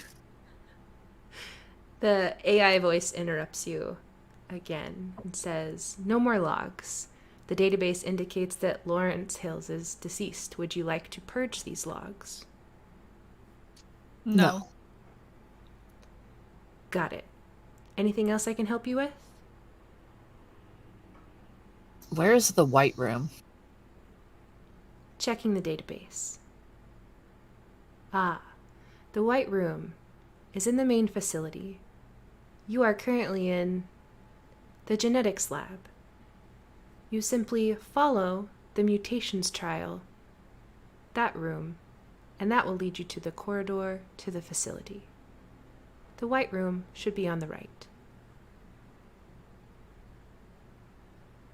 Is there someone in the White Room in the database? Checking. Those logs are sealed to me.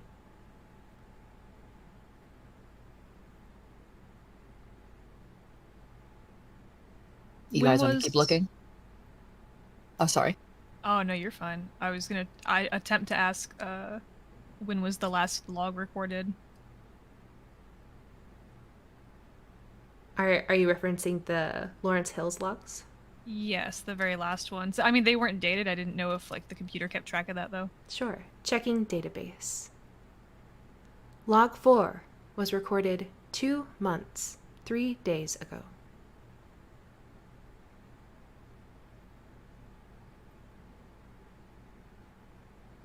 Seline turns to Allie and asks, "When did you last see your dad again?" It's been weeks. When did Jasper disappear?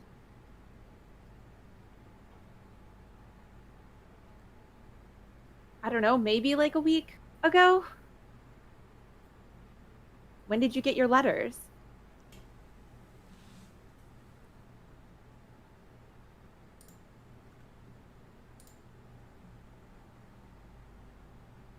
I don't remember.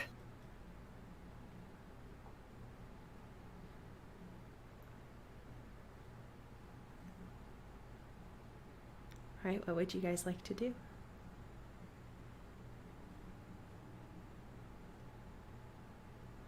I guess try and follow the hallway like the computer said. All right. The AI told you that in order to get to the White Room, that you must travel through the Mutations Trials Lab, and then you would see a corridor that would lead you to the main facility, and the White Room would be on your right. So as you look around, you see that there is a door that says Mutations Trials on it that leads out of this room.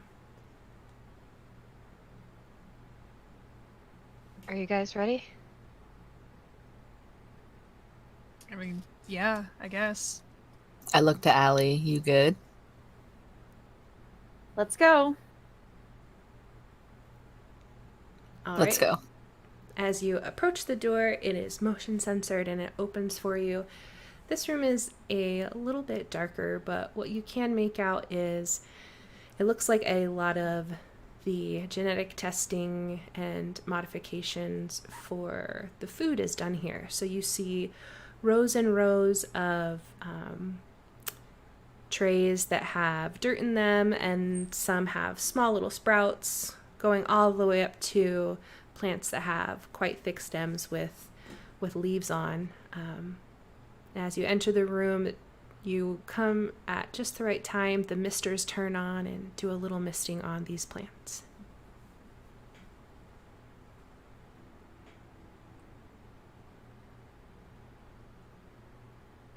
What would you like to do? Keep moving.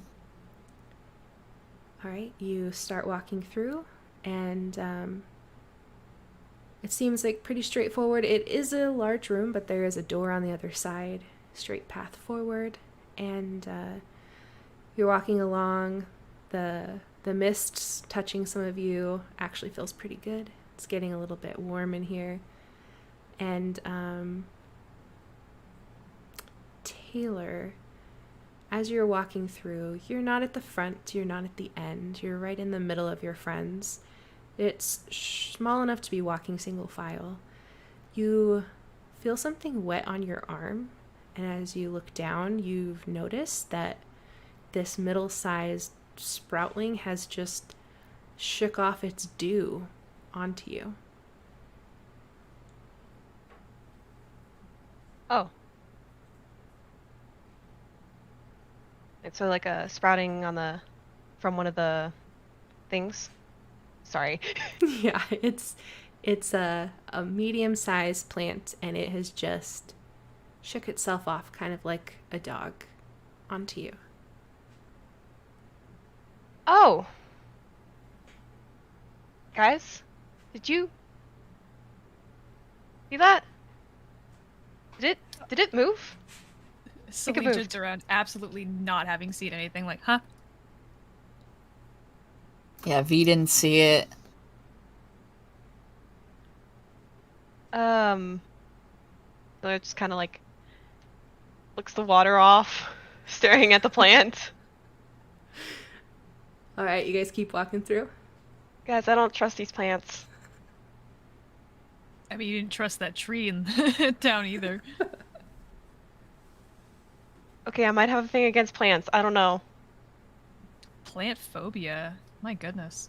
Like, sometimes plants move, like Venus flytraps. It moved a lot quicker than a Venus flytrap. I don't know, open your mind. V, as your mind is picturing a Venus flytrap and you're moving forward, you kind of stop in your tracks and blink a few times. You're not quite sure, but one of the bigger stems with more leaves seems to be pulling itself out of the tray. Its little root hands are grasping onto the ledge and it's shaking its dirt off and looking at you. It's looking at me like it has eyes. Yeah, you wouldn't say it has eyeballs, but there is definitely eyes on that thing. I give it a wide berth. It starts watching you and then calling at you in these terrifically shrill baby sounds. And as soon as that happens, all the other plants seem to shake and start pulling themselves up too. Oh God. What is going on? Well, we need the baby. I mean, I'm sorry, the plant to stop crying. What did you do? I was just walking.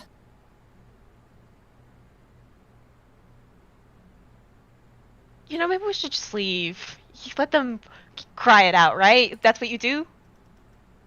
Can we, like, hush the plant? Like, stop crying. You'll wake up the Sure. others. Go try it. You can roll or use a card. How many dice do we have? You have one. Oh.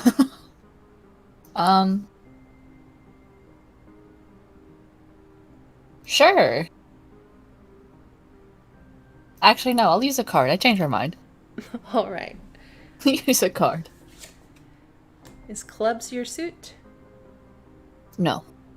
I'm sorry, spades. No. Okay. So you head over to this weird, creepy root baby and you're trying to hush it, and it reaches its little root hand out to you while making terrible noises.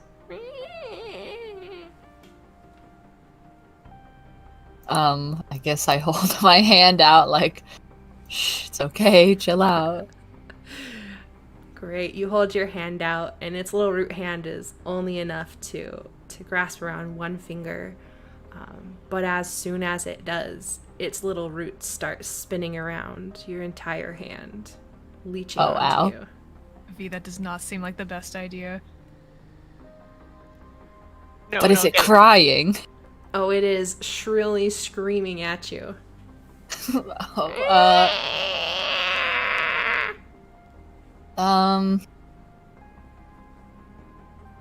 I put it back in its cup. Or I try to unweave its little root fingers. At this point, it has weaved up to your entire forearm.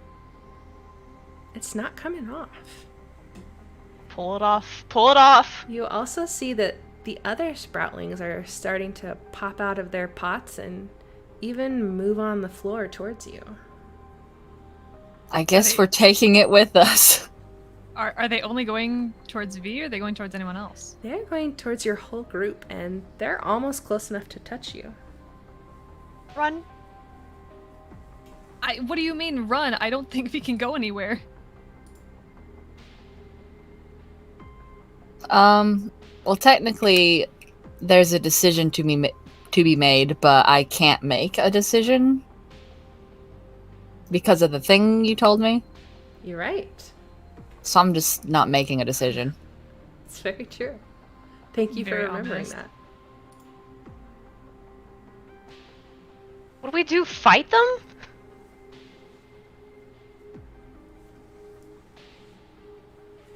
One slides up to Taylor, starts reaching out its hand for her. No, foot. no, no, no, no, no, no. Ooh, I am yanking her back. No, thank you. All right, what are you guys doing? Fighting? Fleeing? Chainsawing? Massacring? I don't think my book bag is enough to fend off these guys. Let's run. Don't chainsaw my arm. We'll deal with the one later. All right, if you, who's gonna take off first? We gotta get some rolls going. Sure, I'll bite. All right, Carter, roll. I'm going to roll a singular die. Do it. Oh, No way. Amazing. holy crap. That's so great. All right. So Taylor is like hell to the no, and is pulling on everyone to just leave. And as she's running towards the door, she is just drop kicking these creepy little feral babies that have been planted in this room. They're squealing, of course, and just making you feel like your head will explode. The one that's attached to Victoria's arm sees that you're leaving so quickly that it starts to untether itself and falls off. I have to majorly respect the 6 on a 1 die. Like, that's everything. You guys run out of that room into the corridor, and you don't see any little tree babies following you. Yes, V's arm is super torn up, lots of little tiny bite marks.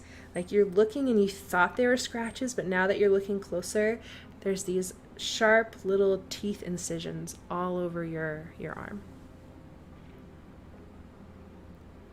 Is it like bleeding? Oh yeah. All right, let's wrap this baby up. Oh god. All right, what are you wrapping your wound with?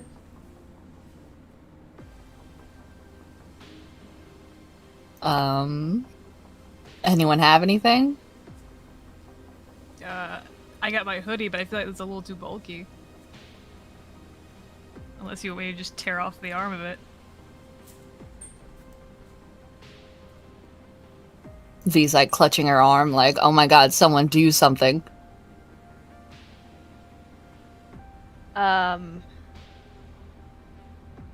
aren't any like shears or anything that were around that room, were there?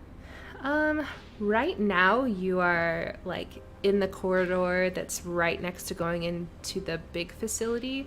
So really it's just a hallway. But you would probably assume that in a room here there might be some sort of something that would help you. Seems to be like a place that would have a lot of supplies. Can I do a scope for like scissors, a knife, something like that? Sure. So would you want to be going into the facility or staying in the hallway? I don't think you'd have success finding anything in the hallway. I guess the facility. All right. You head into the facility. You remember the AI telling you turning right to go to the white room. Where do you go? Are there any places besides the white room? Because I don't want to go there alone. Sure. You can make a roll to see if you find another room. I'm gonna take a wild guess and say I'm probably not gonna, but let's see.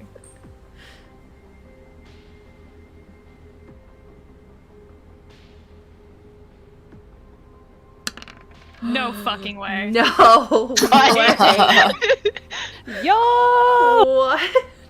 What's happening? Wow. Okay. So the AI told you to go right to the white room. You go left. The first room that you come into is actually an infirmary, and you literally have all the medical supplies you could possibly want in that room. My hoodie gets to see another day. Let's go ahead and grab some gauze and some bandages and whatnot. Awesome. You gathered up everything, stuff it in your hoodie, and head back to the hallway, unless people have followed you. I follow where the medical equipment is. Cool. So is it safe to say you're all headed into the infirmary? Yeah. Cool. You're all there. You have all the supplies that you need to bandage up a bloody tree baby bitten arm. Nice. Grab him. 6. Grab a few extra for the road. Love it. Yep, you grab a few extra. Awesome. What do you guys want to do next? I'd like to ask how V is feeling. Freaked out a little bit. Kind of wondering, hoping there's nothing poisonous. Maybe I start feeling something, but maybe it's all in my head because I'm freaking out. Good. Well, keep the optimism for now.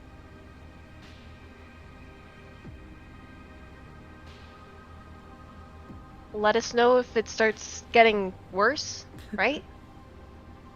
V offers a thumbs up and a weak smile. Alright, where to next? Oh, well, White Room is just across the hall.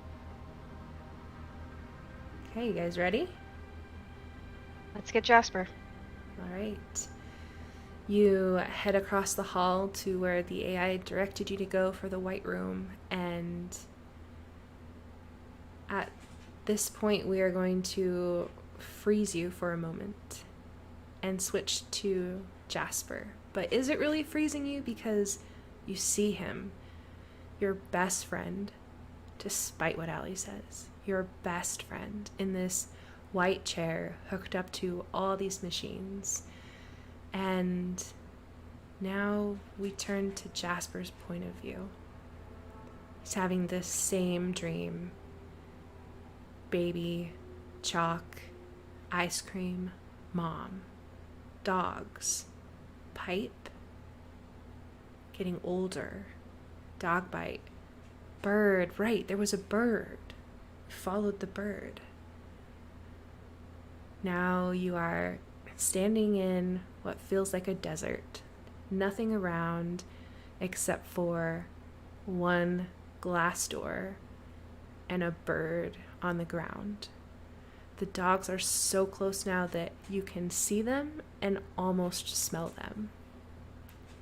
What do you do? Is the bird dead? It is not moving. I pick it up and hold it in my hand. And I try the door.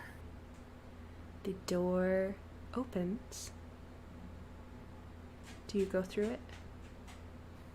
I look back one more time at the dogs and go through the door and try and pull it shut behind me. Alright, you go through the door, you pull it shut behind you. The second that the lock clicks in place, the door is now metal. You look around and you're in a white room and you're looking at you in a chair. There's stuff all hooked up to you, and you see the door is partially open, and you see faces you recognize. You see V, you see Taylor, you see Seline, you see Allie standing there frozen in time. But something else is calling to you, and you turn around and see a door in this white wall. And you go over to that door, and something just tells you you know how to open it. And you do, and you step inside. And then you wake up. And now we'll switch back to our friends. You come into this white room, and right as you walk in, Jasper pulls breath into his lungs, sits straight up in the chair, and looks like he's seen a ghost or has seen himself.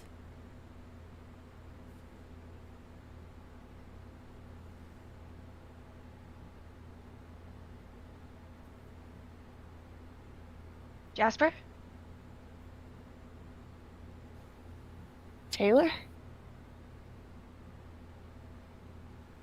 Taylor is going over there. Oh god. Yeah, Victoria's eyes goes wide. We're bum rushing him. Oh god. What? All everyone? Why? Where? What? How are you guys here? How are you here? Like, where is this? I think it's my dad's work.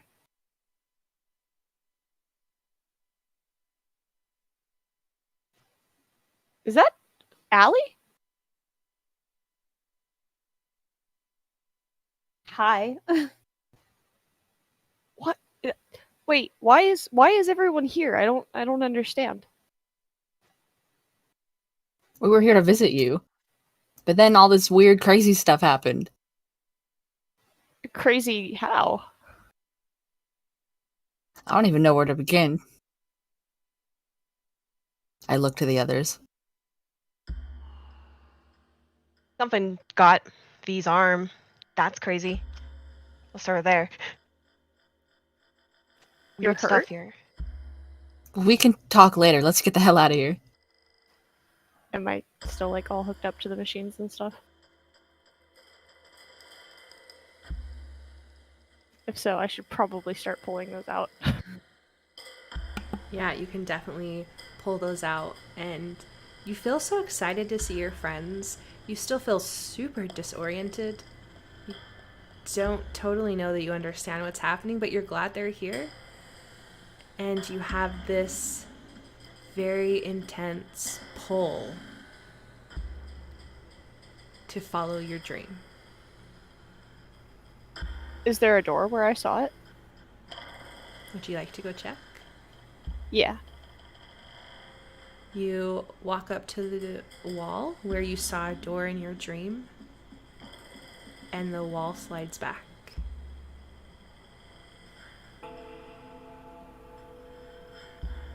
Can I see what's beyond that? You can see a little bit. You'd have to step in to go farther. There's a little bit of a hallway first, but one thing you can tell is that it's rock. It's raw rock, like bottom of the crater rock. You know, my dad was telling me they made all sorts of like weird exits out of this place a long time ago. I wonder if this is one of them. Weird eggs? Exits. Oh. Like, ways out, because this building's built on top of their older stuff. So I bet if we wanted to leave, we could go this way. How'd you know a door was here? Would you believe it if I said I saw it in a dream? I know that's weird, but like... It's not weird. Yeah, after everything we've seen, yeah, I believe it. I believe This it. is the least weird thing that we'd have seen all day. I have a feeling that we're gonna have to buy some snacks and have a chat later. But we gotta get the fuck out of here first, guys. Agreed. Let's go. Yeah, let's go. All right, you guys walk through this weird hole in the wall, and it opens up into this vast cavern.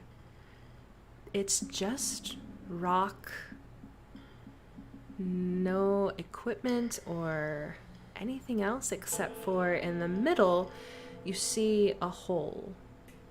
And as you approach that, you see that there is a blue ladder that's leading down into the hole.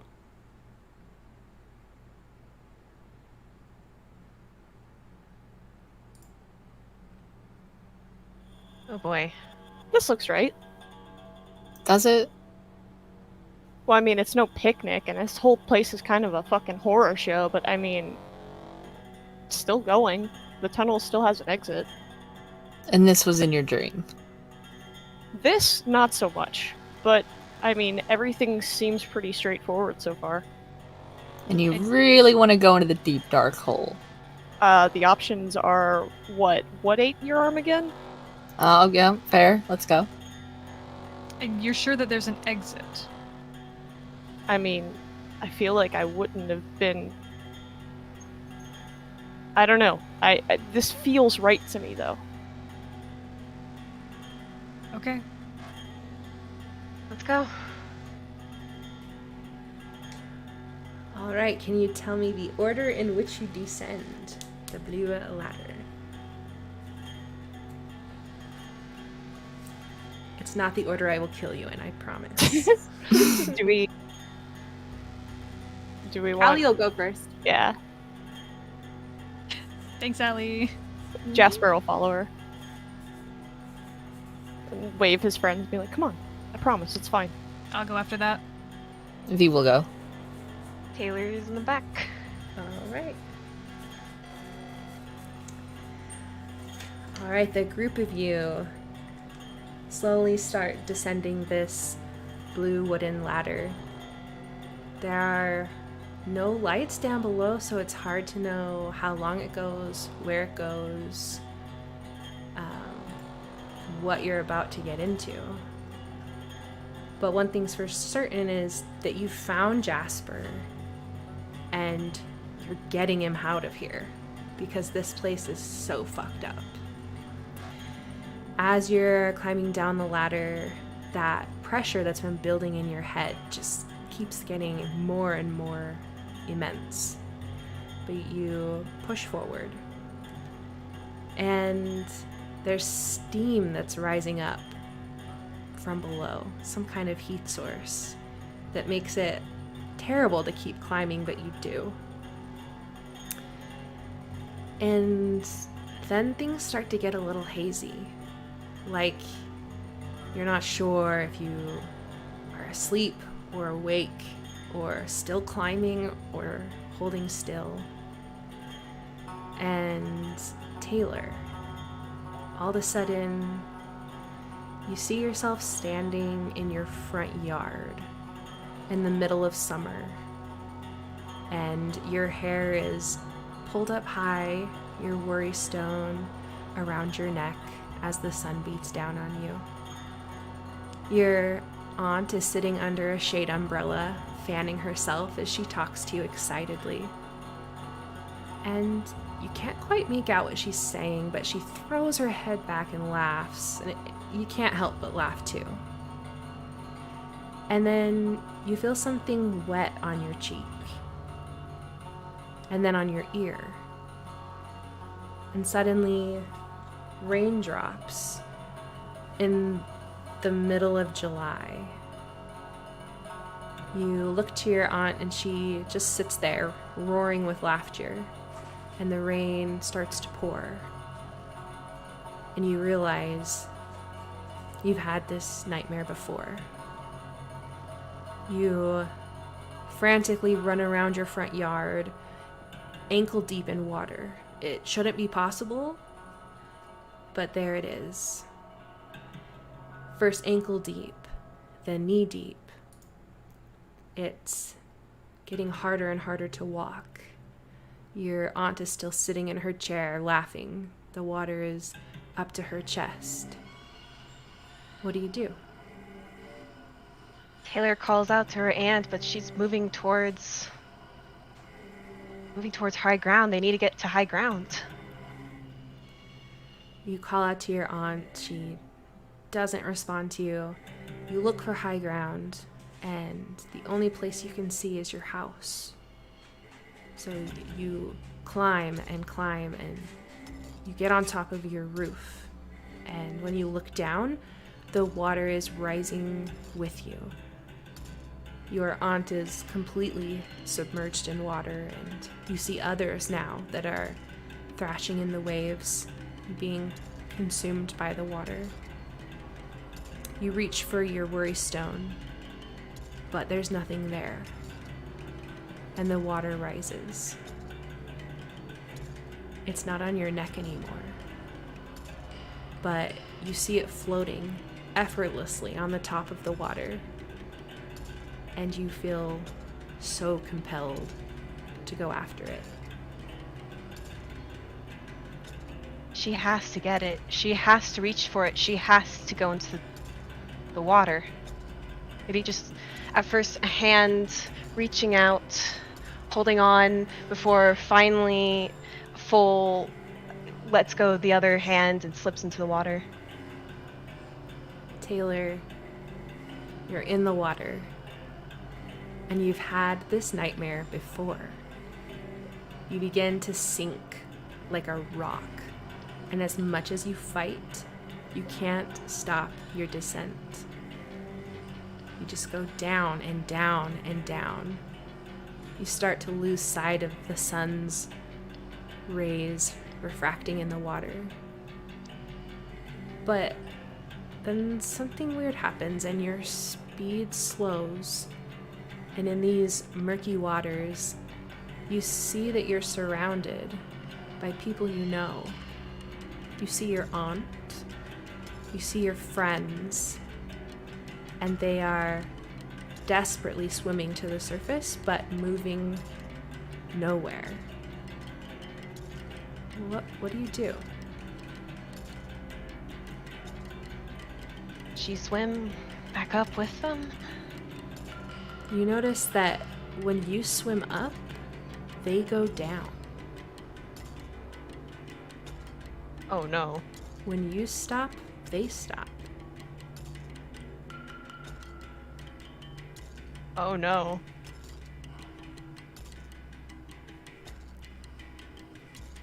What do you do? She contemplates for a moment. She looks up and then she looks down, realizing what this is, what's going on, because what happens if she swims down? Do they go up? They do.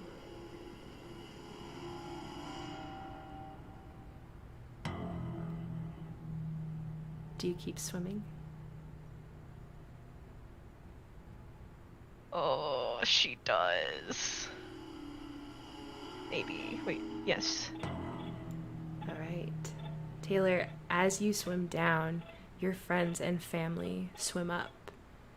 And you have protected them at all costs, even if it meant swimming into this bottomless oblivion. Victoria, you're small. Yes. You're young. You're on your balcony with your very first telescope. Your grandmother is there, helping you adjust it just right so that you can catch a gaze at the moon. You look up and tell her, "Grandma, I'm gonna go there someday." And she pats you on your back and says, "All right, bedtime." She turns off your bedroom light and your ceiling glows with glow in the dark stars.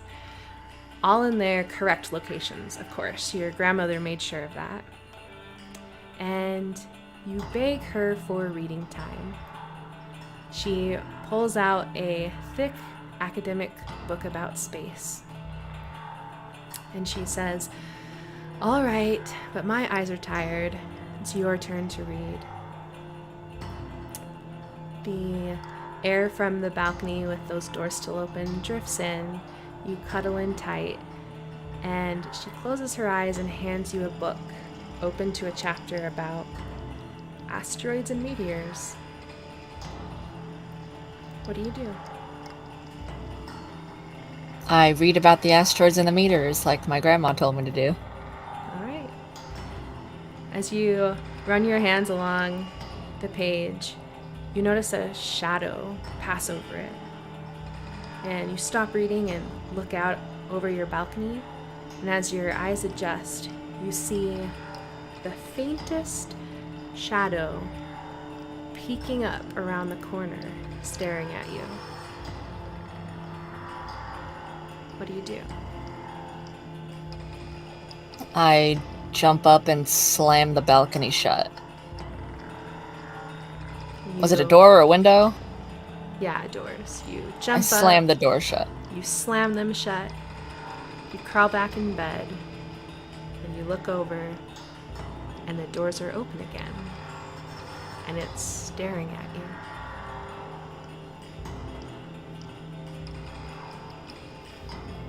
Is my grandma still there? She is. I take her hand, try to lead her out of the room so I can shut that door. You take her hand and she tucks you and says, "Ah, that's superstition, not science. Are you going to read or not?" Very hesitantly, I glance at the shadow, look back at the book, and start trying to read again.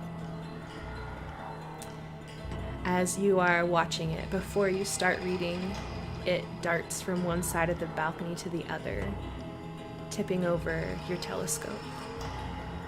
And it starts to come inside your room, but as soon as you start reading, it stops moving.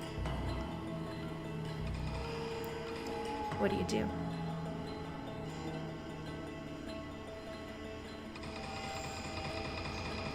I try to close the door again, but this time I try to put something on the handles so they can't open.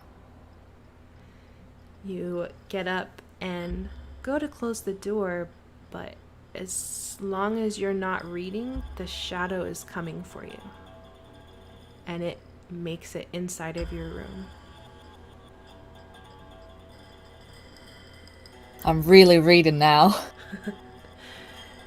As long as you're reading, the shadow is still and does not make advances towards you. But you do notice that your grandmother seems to be getting older. She's got some more wrinkles on her the more you read.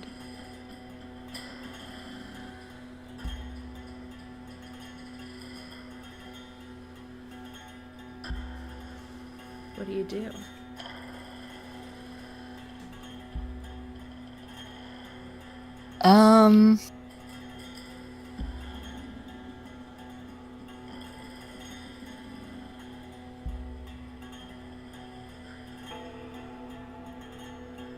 If I stop reading and watch the shadow.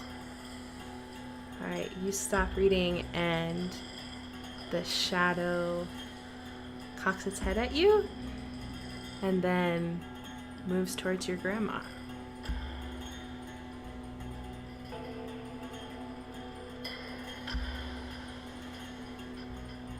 Can I reach out and slap it? Like its hand, like stop. Sure, your hand goes right through.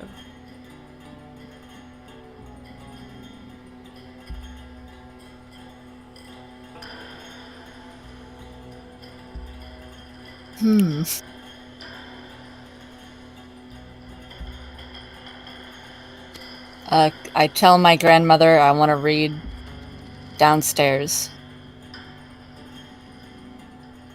Your grandmother doesn't respond. She's just staring at the shadow, which is now looking back over at you.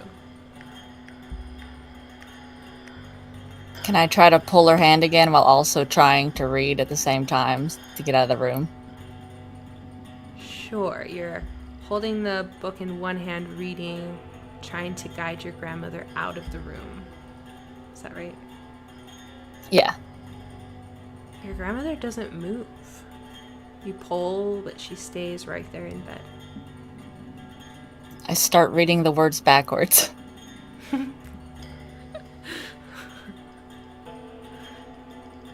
Interesting.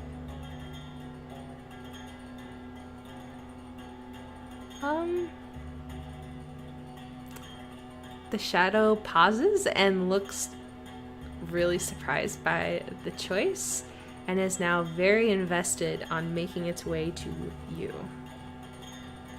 And reading those words backwards doesn't have any reverse effect on your grandmother. She's now about 98, sunken, hollow cheeks, curved back, garbled fingers, and heavy breathing. I continue to read backwards.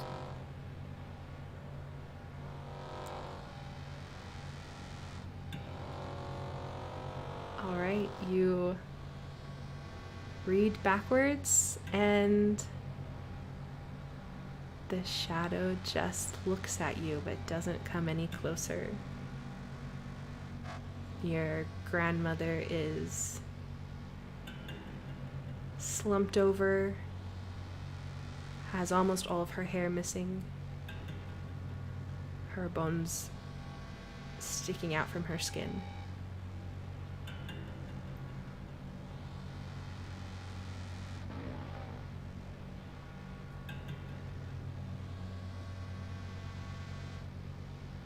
So if I read, she gets older. Correct. No matter which way you're reading, she continues to get older. And if I don't read, the shadow gets her. Or you. Mm-hmm. I guess I stop reading. Alright, you stop reading and have done a great job at perplexing the shadow and making it very interested in you. And it comes closer until it's all you can see. And then your vision goes black. Seline. Hi. You're in a classroom, your favorite. Sitting sideways in a chair, not really paying attention. Seline, an adult voice calls out, and you see it's Mrs. McDaniels, your theater teacher, confidant, and role model, standing in front of the class. She points down at your desk, gives you a little wink, and you see you have a test in front of you. As you look around, there are neat rows of desks with all of your peers quietly working on the test. What do you do? I'm gonna try and flub my way through this test. Great. One by one, these students seem to get up, turn their tests in, and leave. Do you try to do the same? Once I'm done, yes. Okay. You try to get up, and you can't. You look down at your test and you notice that there are a number of these that have red X's through them, marking them as incorrect.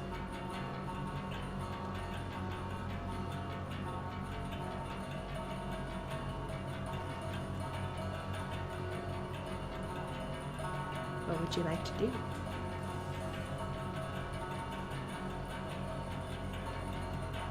I feel like I would have known that information, especially with this class.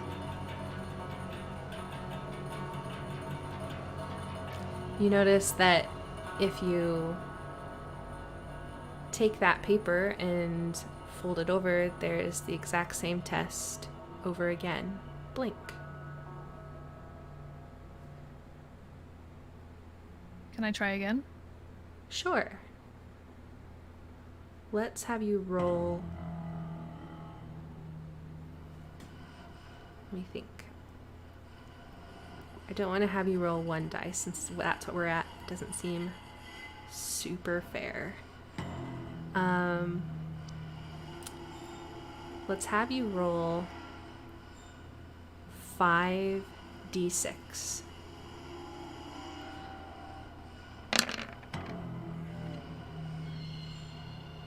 Alright, so you answered 3 questions right this time. 2 of them are still wrong. And as you look up, everyone around you is gone. You are the only one left, and you can't move from your seat. It's okay though, because Mrs. McDaniels is there. She gives you a wink, lets you know that it's just fine. She starts cleaning up the whiteboard and reorganizing her desk. And suddenly you hear a crash because she slips and has smacked her head against the whiteboard. It's kind of hard to see from where you're sitting, always in the back of the class, but she's laying on the ground and she's not getting up. What do you do? Can I try and call out to her? Absolutely. You call her name and there's no response.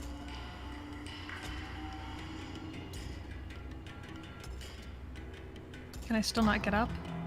You cannot. You have a test in front of you that has 2 red X's. If I flip the paper over, A brand new test. I'd like to try again. All right. Roll 2d6 since you had 2 answers incorrect.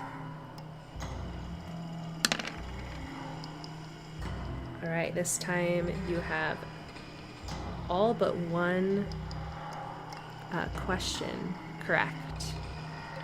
And you look up towards the front and you see that she's still not moving, possibly blood pooling beneath her.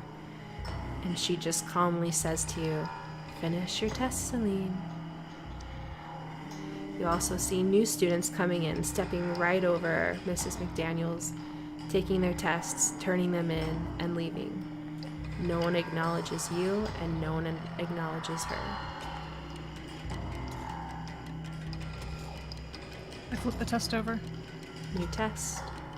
You have 1 more question you need to answer correctly.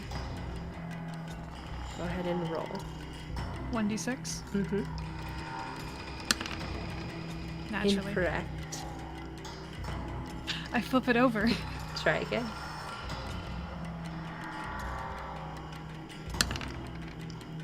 Come on. Incorrect. Try again.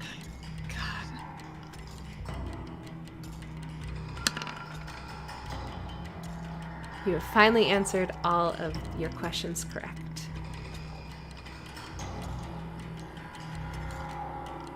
What would Can you I like get to up? do? You can.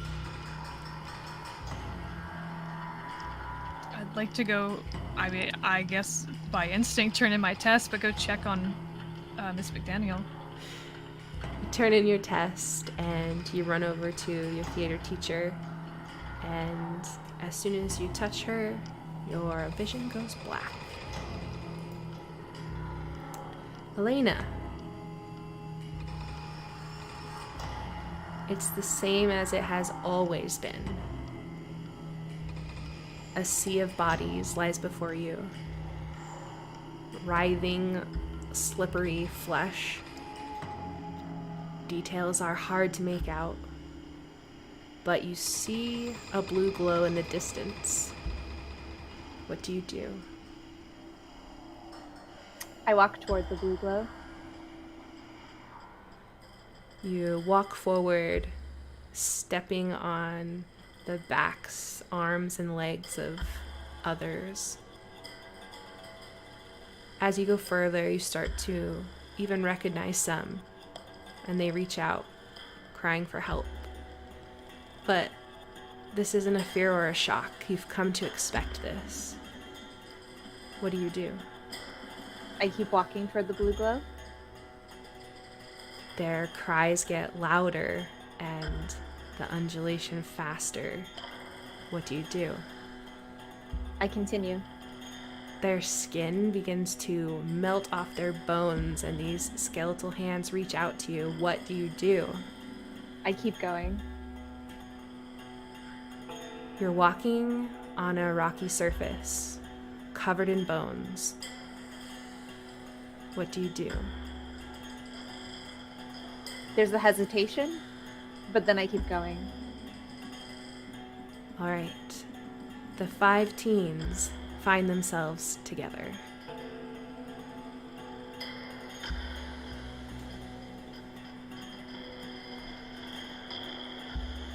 In this rocky wasteland. Silence, intrepid wordsmith. Your feeble interpretations will no longer stain my stars.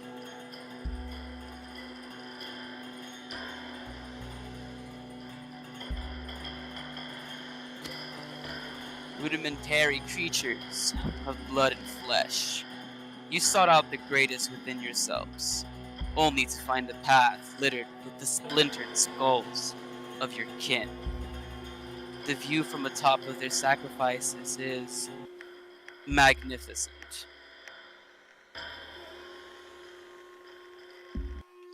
The horizon stretches out before your fingertips. Everything you could ever want to learn, know, or accomplish is here. Open your minds and reach your goals no matter the cost. I asked, you obeyed. Your naiveness has cost you everything. Your eagerness has betrayed you, and I doom you. Alayna, my tainted light, we have nearly reached our goal. Look upon your god and their tethered form. What do you see?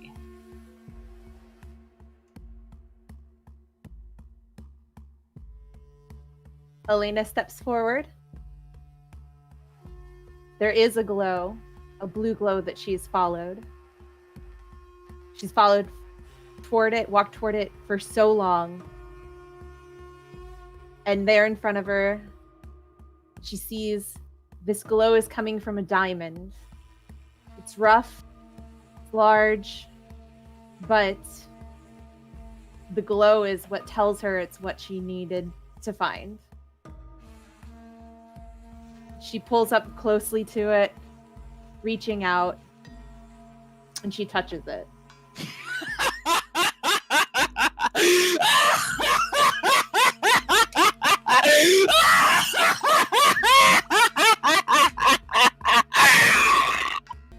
As she touches the diamond, there's a pause, and she realizes that all she has to do to complete the task that she's been given for so long is to grant a name to the one that's been speaking to her.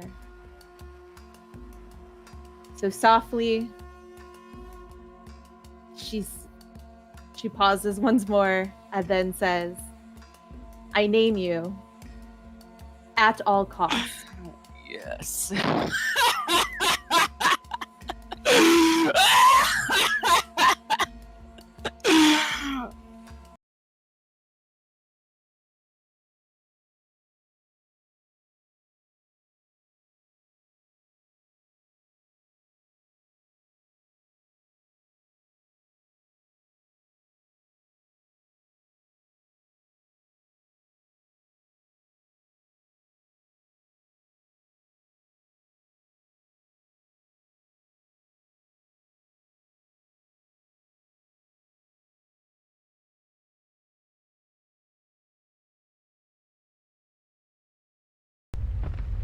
Can you all hear me? Hello? Anybody? Taylor? V? Seline? Hello? Are you still there? What? Oh, God, you're right. I don't know what you've done, but it seems like sympathy is caving in on itself, and we don't have much time. We need to get out. You ready to race to the top? I don't ask questions. I'm ready to race towards the top. All right, first, the ladder. I need one of you, at least one, to make a successful roll. Who's going first?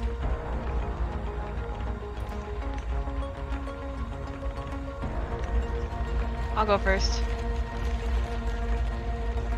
You have one dice left or a card. I'll roll the dice first.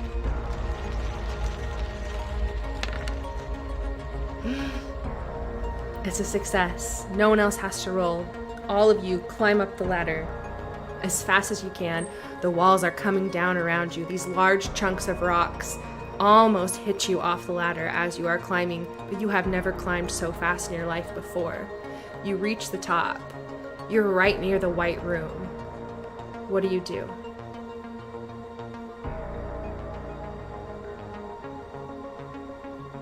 Go out the way we came?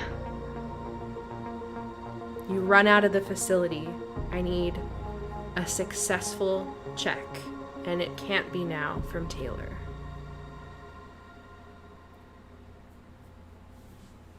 I'll try. Go for it.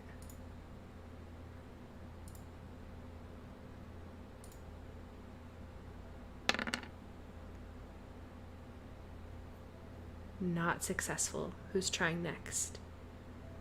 That'd be me.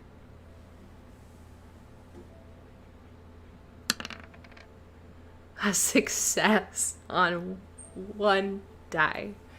You run as fast as you can out through the facility. You don't even take the corridor to the genetics. You run straight out the front door. The whole building is shaking. The ground beneath the facility is breaking up. The corridors that reach out to the different pods are flinging up to the air and slamming back down. You're outside. What do?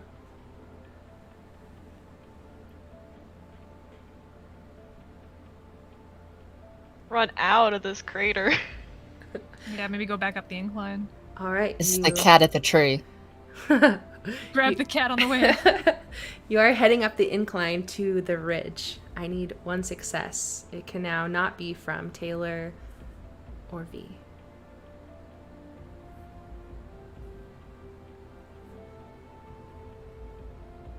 Do I have to go again? Wait, sorry, it was Seline. Seline, you were the one that rolled the success. I got a success one, so did Okay, Taylor. it cannot be from Taylor or Seline. Okay, I'll do it. Go for it.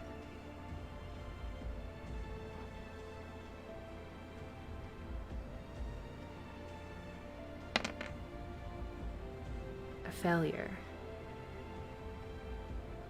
It's up to the others. Jasper? Alayna? I'll try.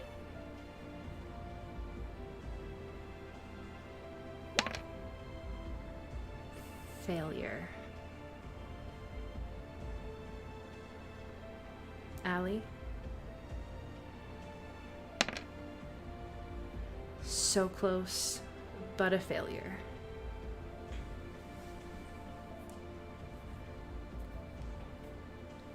Does anyone want to use a card?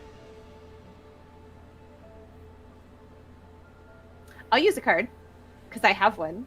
Oh, that's right. You were given a card by chat. Yeah, let's do it. Allie, is your suit hearts? I have no idea, because I didn't get that part of it. So I'll say yes. Oh. I don't know if that's good or bad, though. That's the last remaining suit, so I think yeah. It should be on your character sheet, but awesome. Oh, let me check. Celine, I believe you still had one candle lit, right? We just ran out of... Yeah, my last candle decided to burn out, and I didn't want to say anything earlier because it was tense. You're just fine. I don't have it, but if heart is the last suit, then I'll take it, whether it's good or bad. Great. All right. Allie, coming up from behind, you weren't sure if you could trust her. You're still not sure. You're all struggling because the ramp is literally crumbling under your feet, but she is somehow able to keep the group going and up to the ridge. Next to the town. I need a success from someone who is not Seline or Taylor. I'll go again.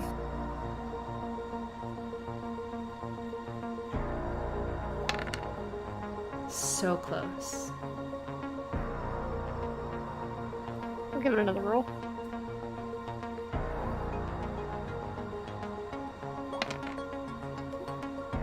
Uh-oh. That's a 1. Not a success. Allie? Hey! 1 success. You are following Allie because she knows this place like the back of her hand. Even though the whole place is literally caving in, she is somehow keeping just the group feet before the cave-ins are happening. Up to the town. Where do you go next?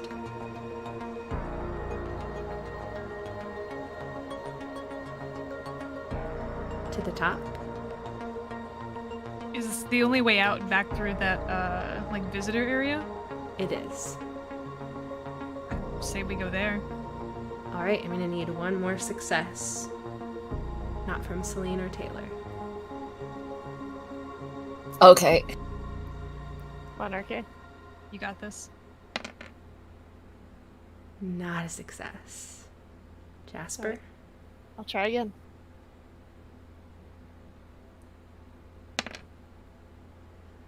Close, but no. Any cards to use? I can use mine. All right, Victoria. Is spades your card, your suit? No. Okay. You successfully get to the top by the skin of your teeth. You don't get to pick up the cat. I'm sorry. Oh, damn it. Aww. You run past the visitor center and you start to slow down, but then you realize that the crater is still caving in behind you. And you keep running, and you watch as the visitor center completely crumbles down into the pit below. But then things seem to stop. The crater doesn't continue to grow, but everything in it is completely ruined, completely gone, and anyone who was there, besides you. And it is now morning. The sun is just peeking out over the horizon, and you see a bus, your bus, coming down the road.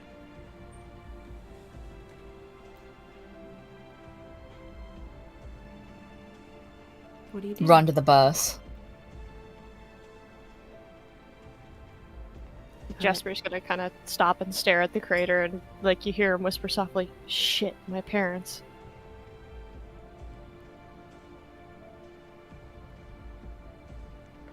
I grab his arm. We gotta go. I'm waving the bus down. Alright, the bus pulls on its brakes, and everyone who's on the bus, which is only a few people, are staring at this pit. The driver picks you up and asks you what happened, but you're also shell-shocked. You just go and find a seat without answering, and start the bus ride home. Is Cindy there?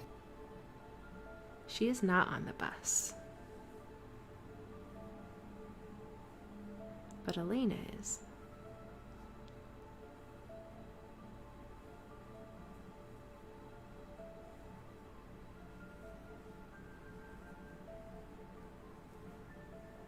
Not exactly what I wanted you guys' first visit to Sympathy to be like. I mean, hey, at least we got you out of there. Shit. Thanks for that.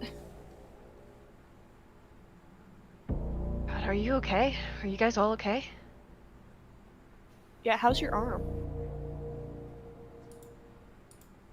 I look at my arm up and down. It's okay, I guess. I don't think it hurts anymore. And as you all sit in the bus, not quite sure what happened, we are going to go to our epilogue.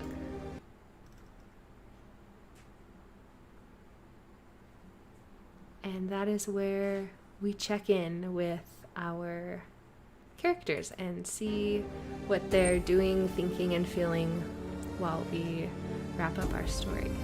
So, who would like to go first?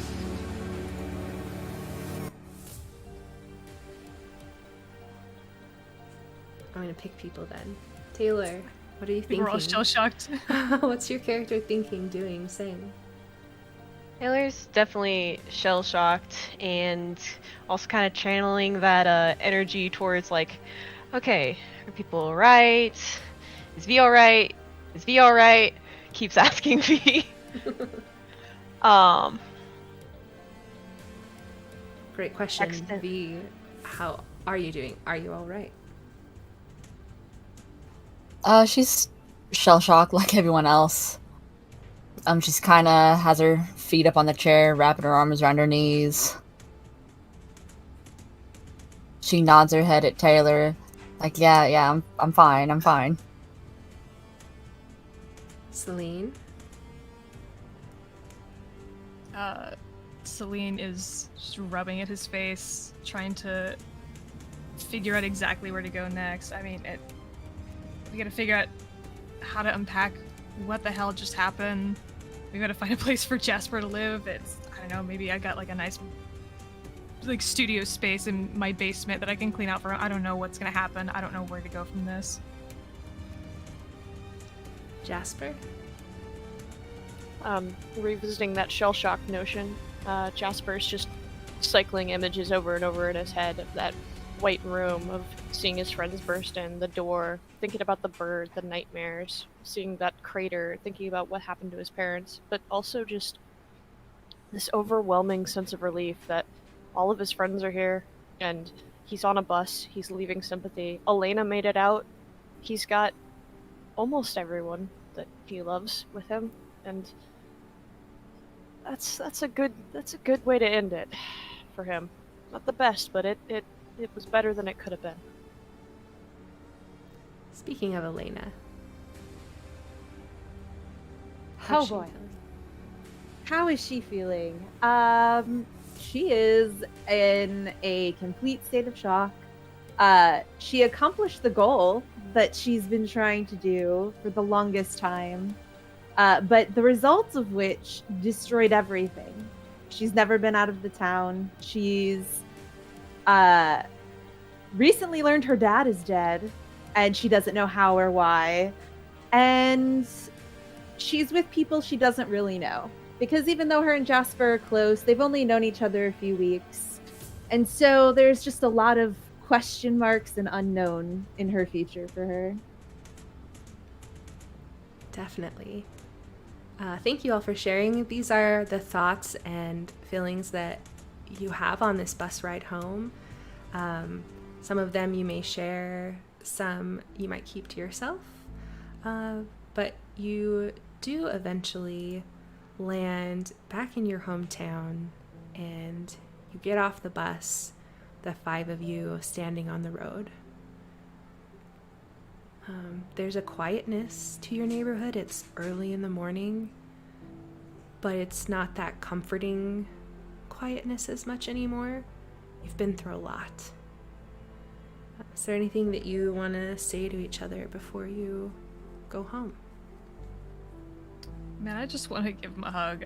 I just want to give him a hug. Bring it in. Big group hug. I'm gonna grab Alayna and bring her into this too. You have this beautiful group hug.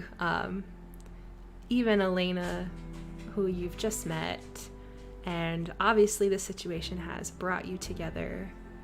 You have this great feeling, and suddenly there's like a ping in the back of your head, and you hear Hello, children. Giving a nice group hug. a voice in the back of your head echo as you look at each other. And that's where we're gonna end tonight. That's gonna be our story. Christ. So, oh my god. Hope you all liked it. Thank you so much for hanging out with us. As always, it's goes a lot longer than expected, but that's what happens when you have incredible storytellers. So thank you so much for letting us do our shenanigans. Hopefully you enjoyed it. Hopefully it was fun and a surprise. And yeah, we hope that you know how much we love and appreciate you, and how much fun we have with this community around TBC. We're so grateful to the Blackout Club and all the goodness and richness that story brings into our lives. So thank you all. We love you, and good night.